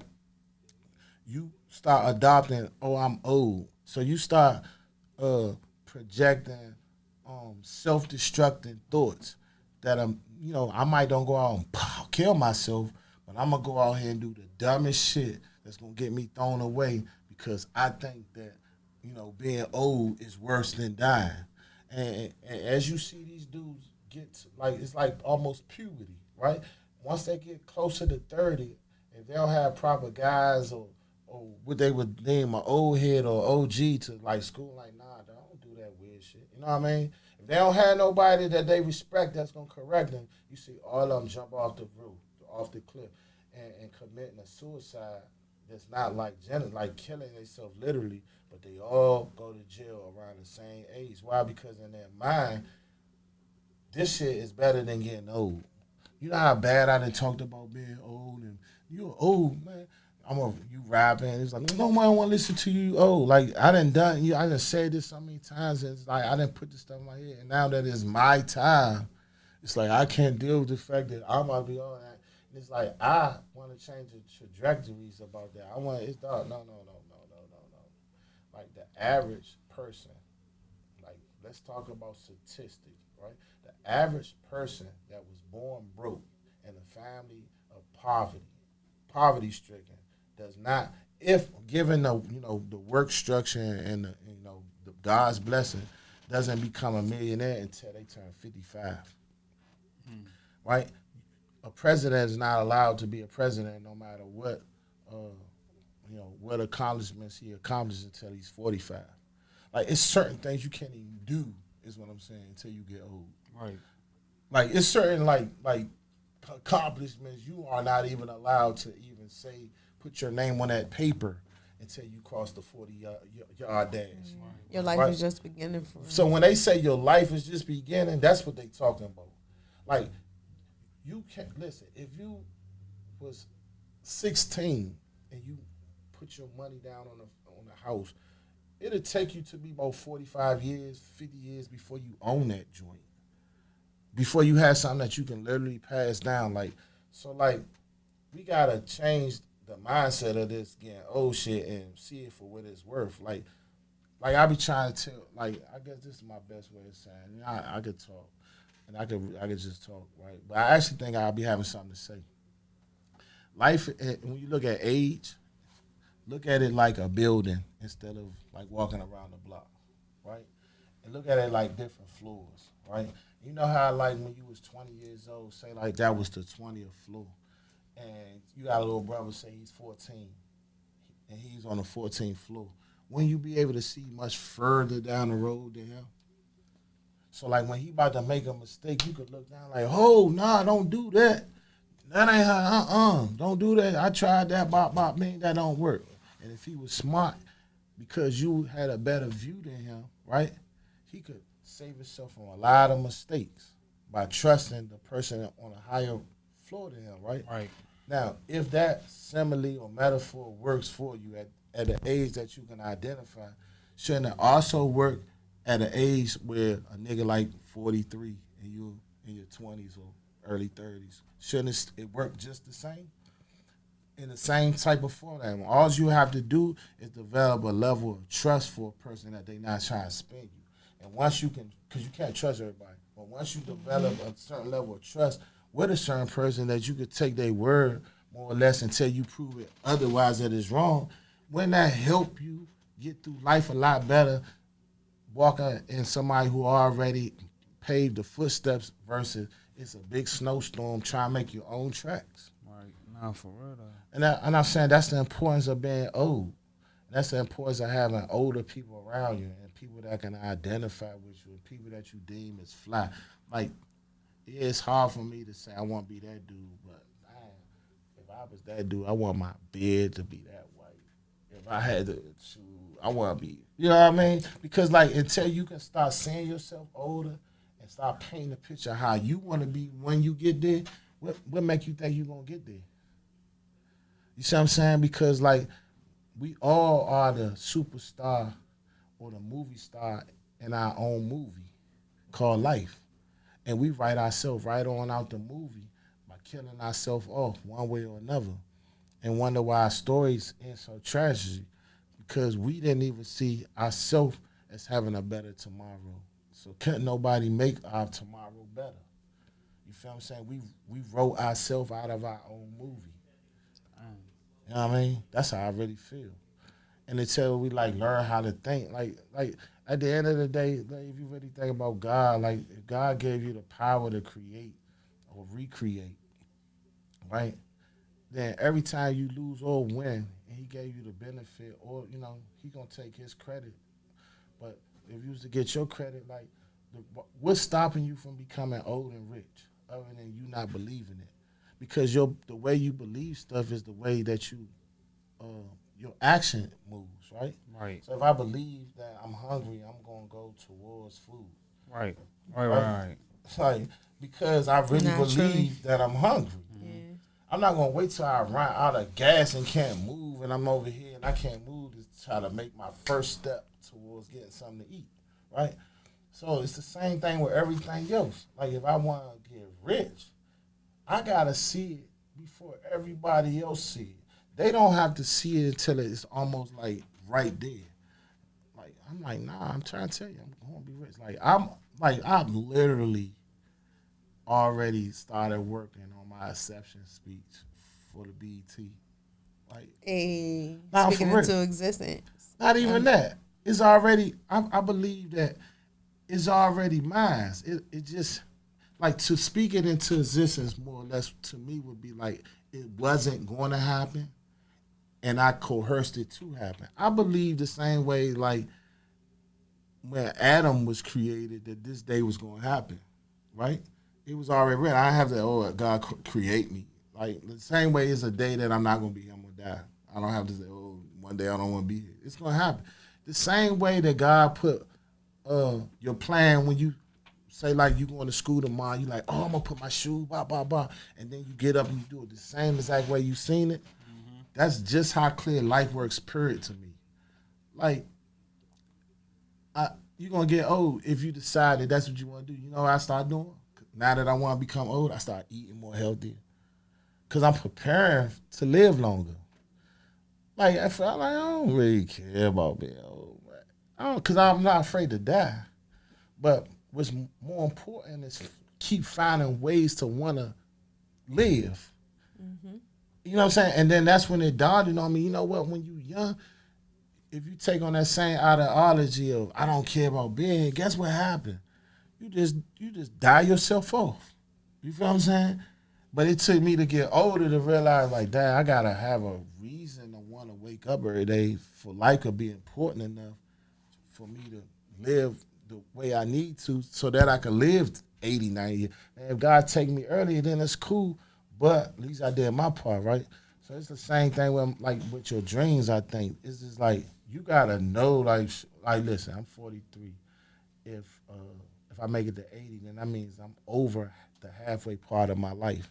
Yeah. So every second, everything is just so important. It's like everything. I'll be on overdrive all the time. Like, and my willingness to want to teach people and show people and stuff is what make me talk a lot. Because one day I'm not gonna be here. And then what's crazy is like real crazy is I've been putting stuff on my like YouTube. Like I give talk speeches like I'm doing now. I'm talking to. I just feel inspired. I see something. I just feel inspired. I upload it. 2 views, 2 months, 3 months. Right. I said, nah. See, one day this page gonna be jumping, and people gonna try to figure out who I am, and then they gonna go research this shit. And then they gonna be like, oh damn, you feel what I'm saying? And guess what happened? My joint been going viral this week. And the same posters that been having like, I mean, it's not a lot, but them same posters been like having like 2 views for like 3-4 months. They got like 300 views. Shit, that's a big jump though. You feel me? But it's all. But the reason why people can listen to these old messages from 6 months ago and stuff like that is because I knew that the day was coming that somebody is actually gonna listen. That I actually made the speech and put it there, and then okay, got 2 views. So I'm not doing it for the views because ain't nobody watching it. But then I go make another one. Then I go make another one. Why? Right. Ain't nobody watching them. Because somebody is going to watch them one day. Yeah. Like, I know it. So I keep making the joints. And now, when it's like, oh, then they try to figure out, like, who I am. And then you can go through, like, damn, this nigga job, like, be spitting some stuff. You know what I'm saying? So it's like, it make everything, you know, it is what it is. It ain't what it ain't. But yeah, I know I could talk y'all in the corner. I'm just getting prepared because they going to want to hear it. They going to, he like, damn. When I'm on, I guess, TV somewhere, I'm like, this nigga talk, he do not say the same thing twice. Like, when he talk, this nigga, when he say he'll talk, this nigga's a talker. I need you to get on, like, a TED Talk kind of platform. What's that mean? Like, where you just have a master class, you could talk to people about whatever topic, you know, for however long you want to. She want to say days. She was about to say hours. She was about to say, nah, this nigga go for days. Just get this nigga some water, I promise you. Nah, for real. No, it's just because you sound passionate about it. You know, when you passionate about something, you tend to share as much as you want to because you want people to feel that passion. Yeah, I don't know how passionate I am, but I definitely feel it. I can hear it. Like you get some type of happiness. I think that's that DC in me. It's like, nah, we gotta go back. We gotta be tough again. I'm about to go outside. You feel me? Gotta be back rough again. I can't walk outside all passionate. You feel me?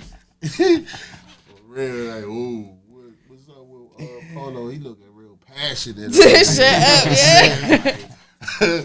Look at this nigga passionate and shit. Dang, look at this. Don't look me in my. You know, in DC, a man can't look at another man and I'm like, whoa. Hey, man, I don't know what type of shit you want. Too passionate. The interview was intense. Man, I don't know what Smack did to that man upstairs. Whoa. You feel me? Like, nah, but I feel you, though. But you got to hit me to that joint. If it's worth it, I definitely, I like to, I don't know. It's just I got my moments. Because some people outside of this, they like, damn, that nigga don't never talk, but he get up there in front of that camera. It's just like, well, I don't know, I have my moments. I sit there and I'm, you like that. You'll talk to a nigga that listen. Like, if you don't think somebody listen, you ain't gonna waste your time. That's right, most people don't listen. And I think that, you know how they say waste that word, don't make me waste my breath. Mm-hmm. Like, I don't think words, I don't think phrases like that is idle. I think that if given thought to anything that comes to you, it's like, so you mean to tell me, and it's not, we really believe this. You only got a certain amount of breaths, right? So you gonna make me waste my breath telling you some shit you ain't gonna even listen. I could have saved them joints. You feel what I'm saying? Like, nah, if you ain't gonna listen, it ain't worth me talking. So I could kind of agree with you on that, because like, nah, I ain't trying to leave all early on some hard head. You know what I'm saying? Like, that he ain't even gonna say, yeah, Polo said don't do this. I'm gone. You feel me? Or even forget saying my name, because that ain't what it's about. You know, I believe in energy and all that kind of stuff too. So you're not even gonna act on the stuff that I said, and that's even worse.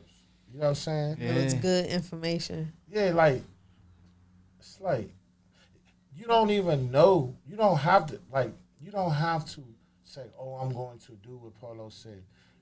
Once you accept it in your mind that this is correct, you yourself gonna put the words that I say in its proper place in your life. Mm-hmm. Not because they my words, because they're truth, and you accepted truth in your life, right? And somebody gave it to me, and it went through the little shifter thing, and hold on, is that truth? You know what I'm saying? Hold on, I don't want that. Do the little grinder.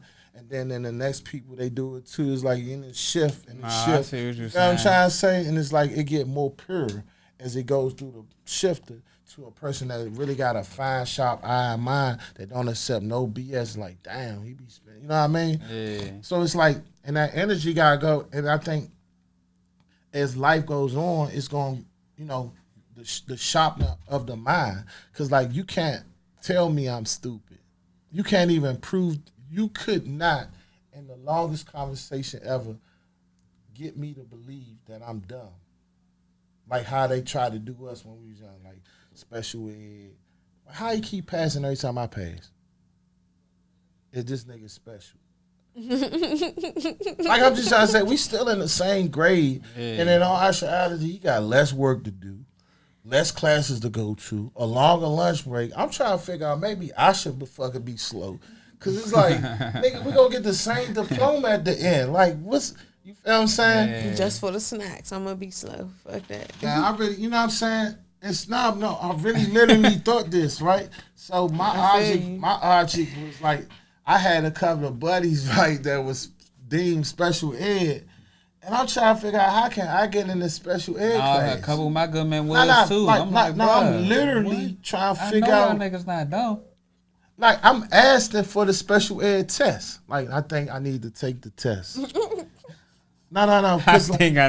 Because I'm not learning correctly based on, because I'm looking at these niggas, their life is way better than mine. And this is where it gets different. What's right? going on, bro? Nah, but listen, right? It gotta, I'm following so you. I'm saying here, like, and everybody thinking I'm weird, but if you really think about it, like, at the end, we can be equivalent to getting the same job and walk across the stage at the same time. Yeah. But you getting way more free time and play time and more food than me, right? So how is I'm the one? I knew it was about the food. But listen, but how I dumb for wanting to be in a class where they having more fun? Like in actuality, I think that's what makes me smarter that I pay attention to that, right? So what I done, I was like, fuck it. I'm gonna give me a GED. After the 10th grade, the summer of the 10th grade, I was old enough, 16, to take the GED. So I take the GED this summer. Boop, I get the GED. I'm like, I got out of school before y'all, But then school started back up, and there was like nobody to hang with and shit. So I enrolled myself back in school. I'm in 11th grade with all my friends, right? Yeah. But I got a GED. And when it dawned on me what I done, that's why I realized real life, I'm different than everybody in here, and I don't give a fuck what nobody saying. I'm smarter than all y'all, because I got mine. Like, I'm about to make everybody feel. Like, listen, back in the day, I don't even gotta be here. Because I don't. Literally. I don't even gotta be here. Like, listen. You wasn't shit, yeah. You was in that joint acting the fuck up. But I told everybody the truth. Like, I got mine. Don't listen to me. I'm here to make you feel. Like at the end of and then so like, Mom, I didn't one thing is I didn't graduate, but I was out of school 2 years basically earlier before my time. After the 10th grade, I was out of school, and then went through some street stuff, and in the process, we trying to figure out what we gonna do. I'm like, shit, I'm out there enroll and go to Montgomery Community College. Nigga, like, how the fuck you gonna go to Montgomery Community College? You ain't never graduate. Well, y'all thought I was lying. I really do got mine. I got a GED when I was 16. I got my GED. Right? Like, so. It's not easy. It's not easy. It's not easy. But it don't. Nah, see, it's not even about right and wrong. Man.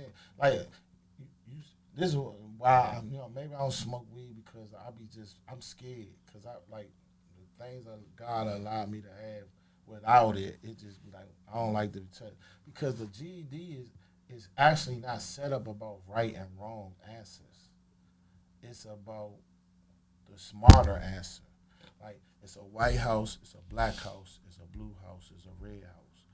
You got a mother, a father, sister, and brother. You got 4 houses, a white house, a black house, a blue house, a red house, right? The brother live in the blue house. The daughter live in the red house. The father live in the black house. Who live in the white house? A lot of common sense question. Who live in the White House? The mother. The president. Oh. Yeah. But the mother wanted the wrong answer. You see what I'm saying? Oh, I see what you're saying. So it's all about, you see what I'm trying to say? Smart. So like the nigga that say the White House, he didn't even grab the concept of the whole other question. He just knew that the president in the White House, because if you give it thought, then you know the only logical answer is the mother, because she the one that's left, right? So that answer would be right, but the president is also a right answer. Would be a higher right answer. So you get points. 4, 3, 2, 1. As long as you answer the question, you get a point, right? That's why they say make sure you pencil in each question. You know what I'm saying? Don't leave nothing unmarked, because as long as you at least put some answer, you get a point, right? But the higher answer would be the one that's not, the most obvious, and then you got the second one. So then you have people like me that's not really what you deem as intelligent, getting higher tests than people who you deem to be intelligent, and then you have the conflict of the smart person. Like, how did he? Because I don't think inside the box, bro. Like, I don't even know how to read. I look at particular words, like, certain words going to tell you what the. First of all, they teach you tricks with this stuff, right? They going to say that the thesis of the whole paragraph is based on the first sentence. So the logical thing to do is all the answers you need is in the first sentence, and then the conclusion, the last sentence. All that stuff in the middle is not even that important. Like, every answer that they gonna ask come from the first sentence or the last sentence. I don't need to even read all that stuff. But you read it all and you mad at me because I didn't. That's what the problem is. Damn. You feel what I'm saying? It's like it's more about not really knowing the right answer, but problem solving. And if you look at them, just two examples I gave you, that shows you that I know how to problem solve in real life. Like, because I cut through the chase. I don't care about everything that's going on. I just want to know what the problem is and what's the best way of solving it. And I think that through media, it's shown me that nobody reading books like they used to unless you go to jail. And then even in jail now, they're not going to be reading no more. On books.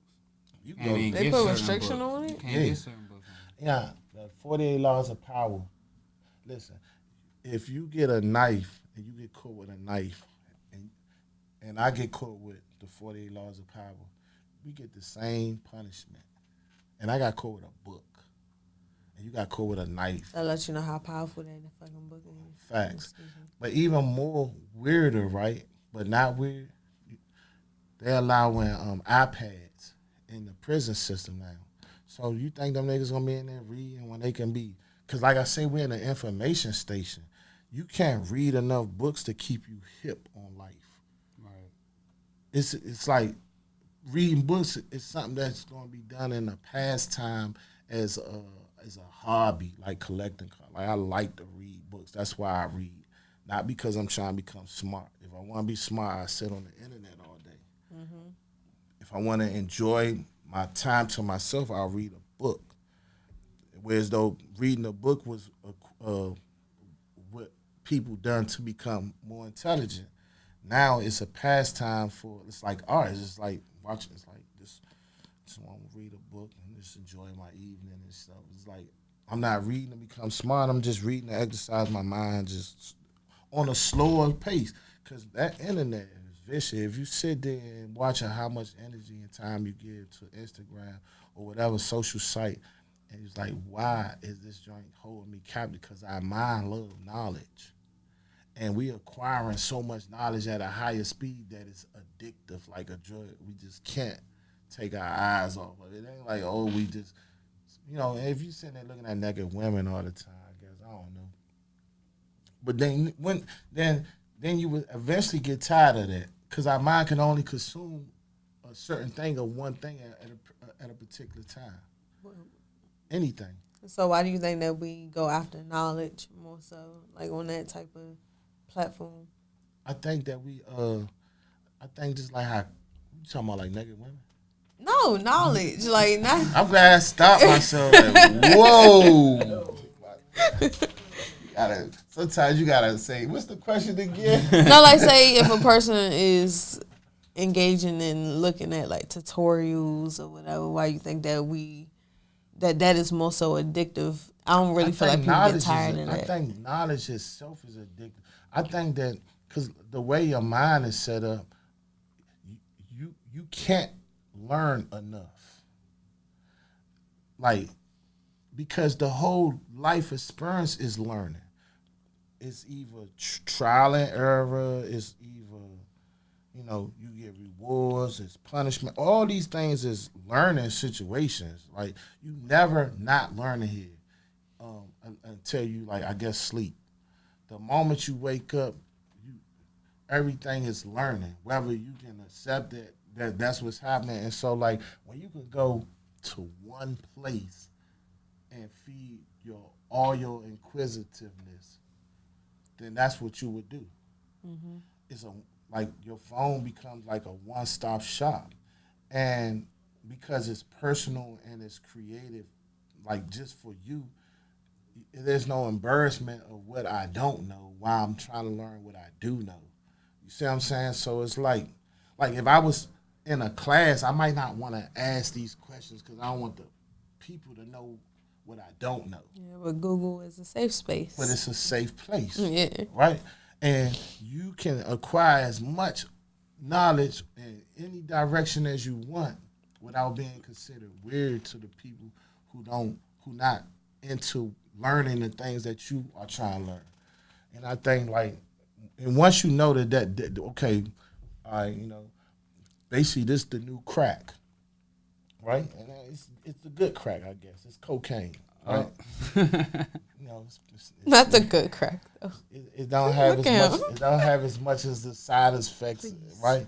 Don't encourage, right? Yeah. So, then on these devices, I want to put stuff up there that you could benefit from, like my movie coming to a device near you. Like, you can't separate yourself from this. You know how back in the day, like, you want to see Shotters, you like, y'all, which niggas be cheap. I'm going to go in the house and watch Shotters. It's like, right on the block, you can pull Kings of DC out your pocket. No, I'm trying to tell you, look. Hold on, look at this one scene. He done helped me get another viewer. Right. Now, he about to, now he gonna watch it. And guess what? Now that it's free, right? Now he watching it, because it don't matter how messed up your phone is, right? They told me this. The first one is a tester, right? Man, you sitting there, boop, and then, oh man, this my man, bop, bop, bop, bop, bop, bop. And then once I get you all the way in, we bring out the new joint, but this one you might gotta pay for. And one thing about money, like I say, ain't the most important. So even when you don't want to spend it, so I get enough of your friends saying that they want it, you don't want it too, because that's how life works. Mm-hmm. And once you stamp me and the people I'm associated with is official, then we giving you a VIP pass to come party with us from your back pocket. Come watch this movie. It's jumping off. And everybody, look, the views is there. If nothing excites you about the movie more is when you go to the movie and you're like, 60,000 people saw this joint? In your mind, it's already a good movie. Mm-hmm. I just need to see it so I can tell somebody I saw it. Because it's a good movie. Right. It's a good movie. Everybody talking about it's a good movie. I just want to be part of the in crowd. Mm-hmm. And you see, like I'm saying, how I know how I done broke it down, how it works. This is why I know, and this is why I think it's important to have an old head. I am not gonna lie, the editing on this joint gonna be wild. It's like, man, Polo can talk, cause you know how you know you can talk, cause sometimes you just think like, dang, you know how long I've been talking. They just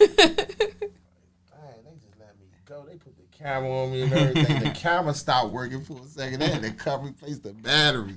The battery run dead before this nigga stopped talking. And then you can tell he from DC. He put the little, just go ahead, OG, go ahead. I know we been here too long. He like, just go ahead. Size him up, Sean. Size him up. You feel me? Get that. Look, Smackton took his glasses off 3 times and put them back on. Like, that had to be like the commercial breaks. She's like he's sending little signs to the camera. All right, this is what we gonna cut and edit. You know what I'm saying? I'm trying to tell you, like, man. You funny down, yeah. Nah, that's all good, bro. You already know we need the gems drop, bro. Like, niggas ain't. And then you actually putting people in position that some people have not been in a situation where they actually acting in a film like Most they of 90%. You know what I'm saying? Maybe they'll do some stand up, but they never like actually been in a position. Scripted. Yeah. I think the platform is a great platform because, like, this person might got 100,000 followers. See, cause I'm into how the mind works, right?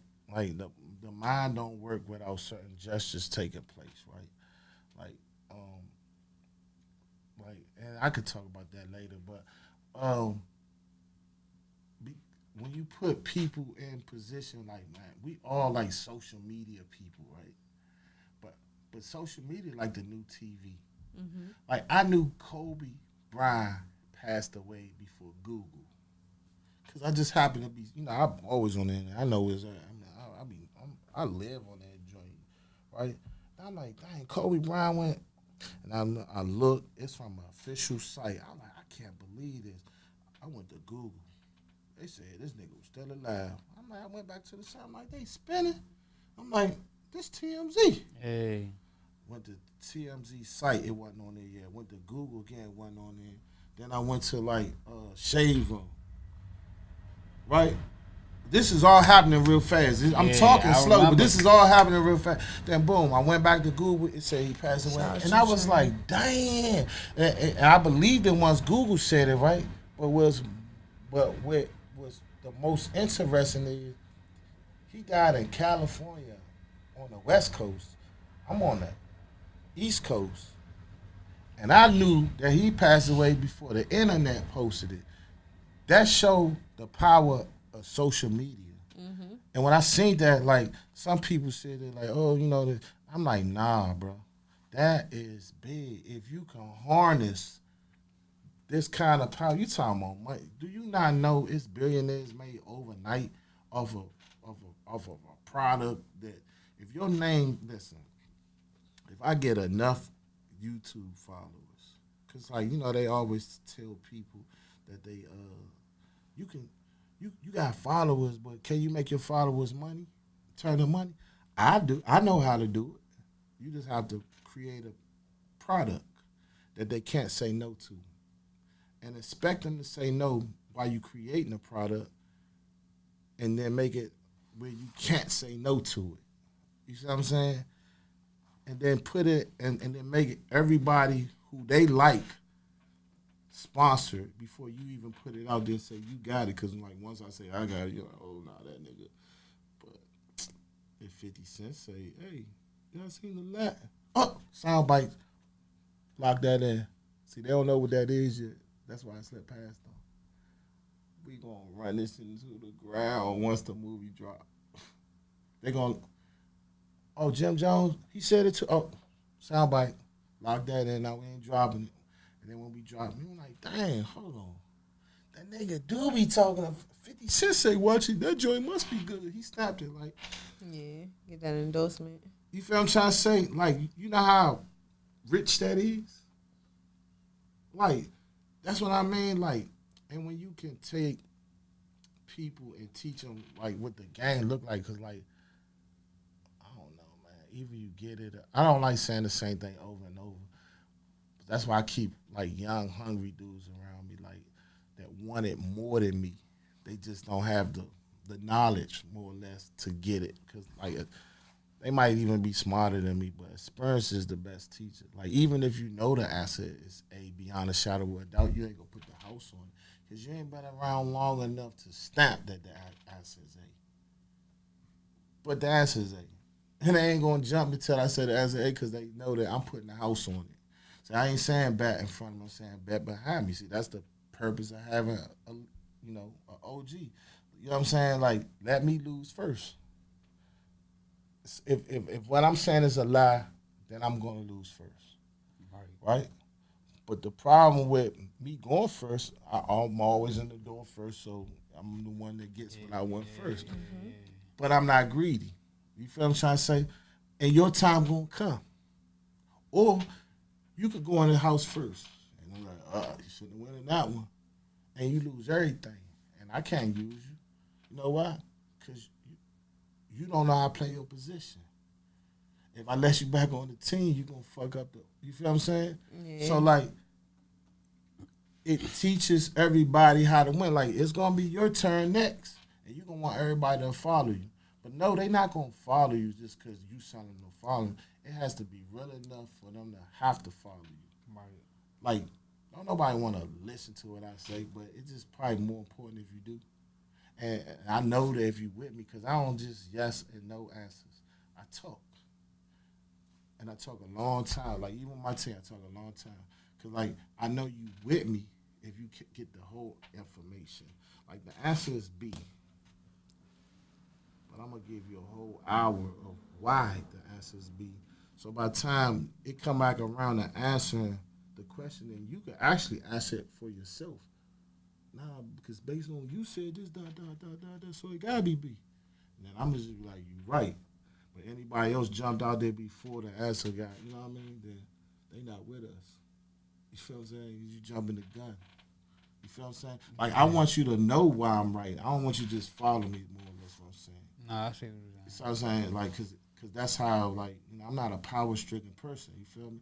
So it's like, if I just say, do what I say, then it's like, nah, without, you know, no, I want to give you the whole reason why I say this. Win, don't win. Watch that one. Win. You see how it came back? And it's going to keep coming back. You know what I mean? And you got to teach them how it looks every time. Like, I don't want you to follow me. I want to be able to close my eyes and be able to follow you. Right. This is what these movies are about, teaching a blueprint. And then people on the higher levels, for some odd reason, because you don't know, out of them 50,000 people, you got to know that the police looking, right? And if the police looking, then it got to be like famous people looking too. Mm-hmm. And you don't know so it's somebody recognizing that we're doing on this little level. And all true creativeness comes down from here. It just highlighted up there. So they need us just as much as we love watching them. Because they not affiliated with the street. They don't know what's going on down there. They need narrators like us to tell the story so that they can say, oh, this is what's popping. Gray shirts on Thursday. Gray shirts on Thursday's popping. You feel what I'm trying to say? Hey. Like, all the time we got. I didn't even realize we got gray but shirts. Adidas shorts and pants is popping. Yeah. So gray shirts with black Adidas pants. That's what's on the schedule for next week. I'm telling you, the streets gonna love it. Hey. Why? Because we is the streets, and they gotta stay affiliated, right? Right. So it's us who's giving the streets a voice, but it's them who's paying attention. And we might not necessarily get the outright shine, but you gotta know they watching. You feel what I'm saying? And when you know they watching, then you put yourself in positions to win. Because I'm like, yeah, as soon as they get to this point, like I would teach you this last thing I'm about to leave. A check, right? How it works. We always like, oh, I'm gonna do this movie. I want to get the check. That's not how it works. A check is to put you in check. See, I'm independent, right? For an example, right? I got my own tow company, so I fund my own movements through legit money. So you can't stop me at this point. I'm like a whole tank.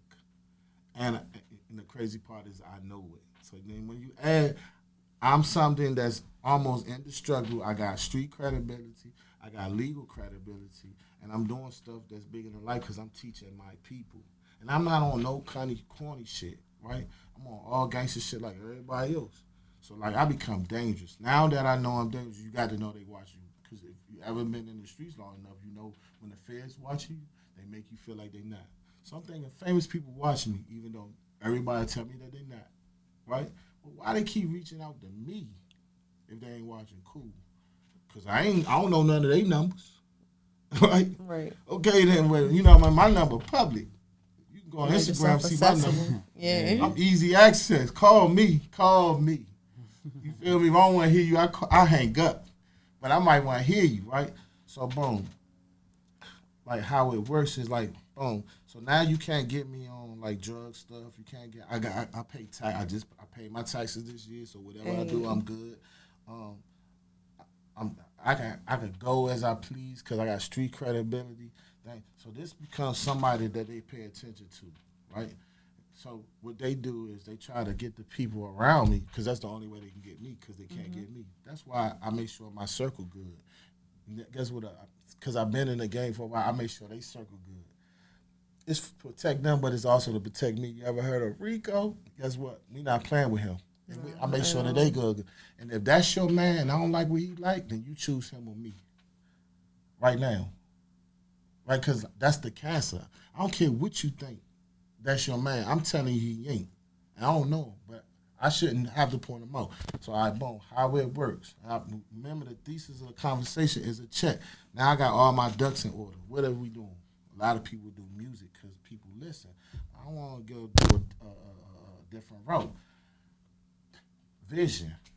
Man, we visionaries. We paint pictures. So what's better than hearing is seeing. So I want to do movies. That's just how it works. I want to be clear on what I'm saying. Not no imagination. You ever heard Lil Wayne rap? Imagination. It can go left or right. But with a movie, it is what it is. It's not no imagination. This what we doing. You feel what I'm trying to say? It's clear cut, right? So then, boom, you start getting opportunity. You start becoming powerful within your own communities. Because if you notice, I'm only building my community. My community. Like, I'm not saying I'm not reaching out to Atlanta, different places. I love y'all. I travel there. I learn from y'all to take back here.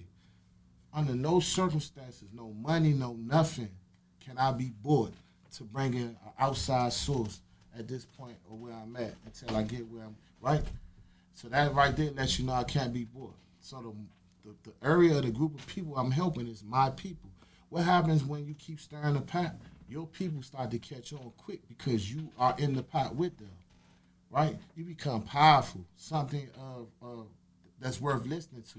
Once my people start listening, and you can say they're not listening, but look at the views. Most of the views is coming from here. Okay. So you ain't gotta say, "Oh yeah, we listen to Polo." Them votes is adding up that y'all listening. Shout out to the demographics. Right? It's showing that they listening, right? They don't gotta say, "Oh, we following Polo." No, them views is showing that they following, right? The followers are showing that they following, right? You get enough accolades within your own community. People outside your community start following you because they following them and they following you, right? You become powerful, and then because you're doing something positive, not negative, the it's like it becomes like electric. It just like, dang, this nigga not talking about selling drugs. He not like, everybody want to do what's right. It's a natural response to want to do what's right. You telling me that I could go and do this and make $10,000 or go rob a bank and make $10,000. Which one you gonna choose to do the good thing, right? So it's like, dang, he showing you and he giving game and he's saying stick together. So like, shit, I could cook and they'll buy my food. Wow, you know what I'm saying? And we building, right? What happens with a check is they come in because people be money hungry and they say, look, because I got a movie called The Blackout, right? It's like a blackout, right? Then y'all been in a blackout before? Definitely. Because everybody haven't. Like this generation, a lot of people haven't been in a blackout. So it's a blackout. It's like kind of a love story, blah, blah, blah. And then it's a blackout. Boop, you hearing it here first. So if they want to steal it, it's cool. I don't care. It's going to take money to make it right. Right? And then it's a blackout. And then the next day, when we wake up from the blackout, you know, the sun outside, all the white people gone. It's only black people on earth. It's like a literal blackout. Oh, blackout. Got you. Right? And then I'm going to show like 2 years of what we would look like if it was just us on the earth all over the world. This is why I need the green screen. Because I want to be in Africa. I want to be everywhere, right? And they're like, dang, even crime would even be better because we wouldn't be as evil to each other even in crime, right? And then it's going to be another blackout. And then the white people will be back. And then you'll start to see how, oh my God. Get uncomfortable. Feel me? Probably. And you see how dope that's going to be? Now, with that being like said, that. that's what my mind is at right now, right before I do a political movie, right? That's going to get me notoriety throughout the United States because this is a political figure. I'm a ghetto nigga with a criminal record that just did a political movie about a political figure who was a big person in this community which is going to elevate the way people look at me and the people around me, right? And I know this. What happened? Oh, nah. We don't give you a 3-movie deal because, see, now I see you doing movies. And I can't stop the nigga from doing movies. Why? Because he got this company, he doing this, that. Like, money can't be like the object of slowing him down, right? All right. So we wanted to say you can make the movies, take this money and give us 3 movies, but you can't do this, you can't do that, you can't say this, you can't say that, don't do this and don't do that. That's what a check is for, to put you in check, to water you down while everybody is fucking with you. Makes sense. Right? And this is why it's important to know that stuff like that's coming, because that was part of what I was saying, and to know it's coming, because I already had 3-4 dummy movies ready. I got that from, what's my man, that Kick, Push, what's the nigga? Lupe Fiasco. Lupe. Yeah. Right? I almost forgot his name. See, they laid the blueprint out for us. He already knew that they was going to water his stuff down. He had albums already waiting for him so that he could drop the album he wanted. I'm 3 albums and then I'm free. Y'all take these. After they drop the 3rd one, because they got to do it within a certain date, I'm going to give y'all that reel. It's right here. I'm waiting. I'm like, dang. That make me want to listen to him. Yeah, you know that's what? Smart. This nigga giving real game. Oh, okay. So the movie game, I think they're going to do the same thing. Like, if I get enough, I'm not saying that they will, but if I get enough rotation behind me, guess what? They'll be ready to offer be knocking. Right. I mean, I'm talking to 50 already. I mean, off and on, now and then. Not like we buddies or not like that. Yeah. How many niggas can say they talk to them? Shit, I can't say that shit yet. None of the people I know ever. That's what I'm trying to say. Like, so, like, for me to sit here and act like, oh, this, nah, I'm not stupid, right? I'm not going to make it bigger than what it is, but I'm not going to water it down and act like it's nothing, because in the same flip, I talked to Jim Jones and Kodak Black in the same week. I don't got nothing in common with neither one of them. Maybe it's coincidence, but why this coincidence not happening to nobody else? You know what I'm saying? But I ain't going to sit here and say, oh, blessings. Yeah, blessings. I'm going to say tests. Right? It's a test. It's definitely more of a test than a blessing. It's a blessing after you pass. Before you pass, it's just a test. Yeah. You know what I mean? And so it's a test. Like, you say you're going to give back to your people. You say you're going to do this. All right, let me see. And if you do it, then we'll give you something bigger. But right now, just pass the test is what's most important. So that's what it's at. It's like them checks is to keep you in check. And anybody who you deem to be like a superstar, they'll tell you the same thing. It's once they took the money, they lost a part of their creativeness. And you can't say, oh, I'm just so well off, I'm not going to take the money, because that also would be dumb. But God, I'm a God-fearing person. I guess we about to end. You got to know that he don't give you surprises. Things don't happen without him warning you first. So it's like, dang, let me have these kind of movies out here. They going to love it. You know what I'm saying? Oh, yeah, we got them. While we ready waiting to drop the bone. Because we got a movie called Gentrification. This is about white people getting kicked out of the black community. Some of these movies going to hurt some feelings. Like, whoa. You know what I'm saying? I don't want to give this one away, because this one right here going to be like dope. You know what I'm saying? Like, you just got to believe me when I tell you this one going to be like, some of these movies you going to have to drop them and then get low, because these white people might kill your ass. I'm trying to tell you. All of them not playing with you. Damn. I'm trying to tell you. Shit. Dave Chappelle, they went up on the stage trying to kill him while he was performing. That was a white dude they were trying to kill him? I don't know, but I know they was the people that he speak against. They was out of pocket. That's what the fuck they were. He got that ass. I think he was black, matter of fact. He got that ass. It's cold in here. Yeah, man. You see why I don't get a chance to do like one interview like once or I just like 6 months in one day. This nigga smack like, all right, dang. It's Friday already. No, but yeah, we got Polo in the building, man. Make sure y'all tune in to Kings of DC. That joint is doing numbers right now. We're working on a lot. That joint about to drop. You know what I'm saying? We in the Hustle 5 Ways studio. Till the Esse, Miss Deen, World War Polo, the Smack Podcast. Make sure y'all tap in. And yeah, we be back. You know what I'm saying? Make sure y'all tune in, tap in with all of us. Y'all trying to work, tap in with Polo, because he gonna have some work for you. You know? Definitely is. He said DM him, get it done. Facts, big facts. That's why you got food on your chin. Like, no.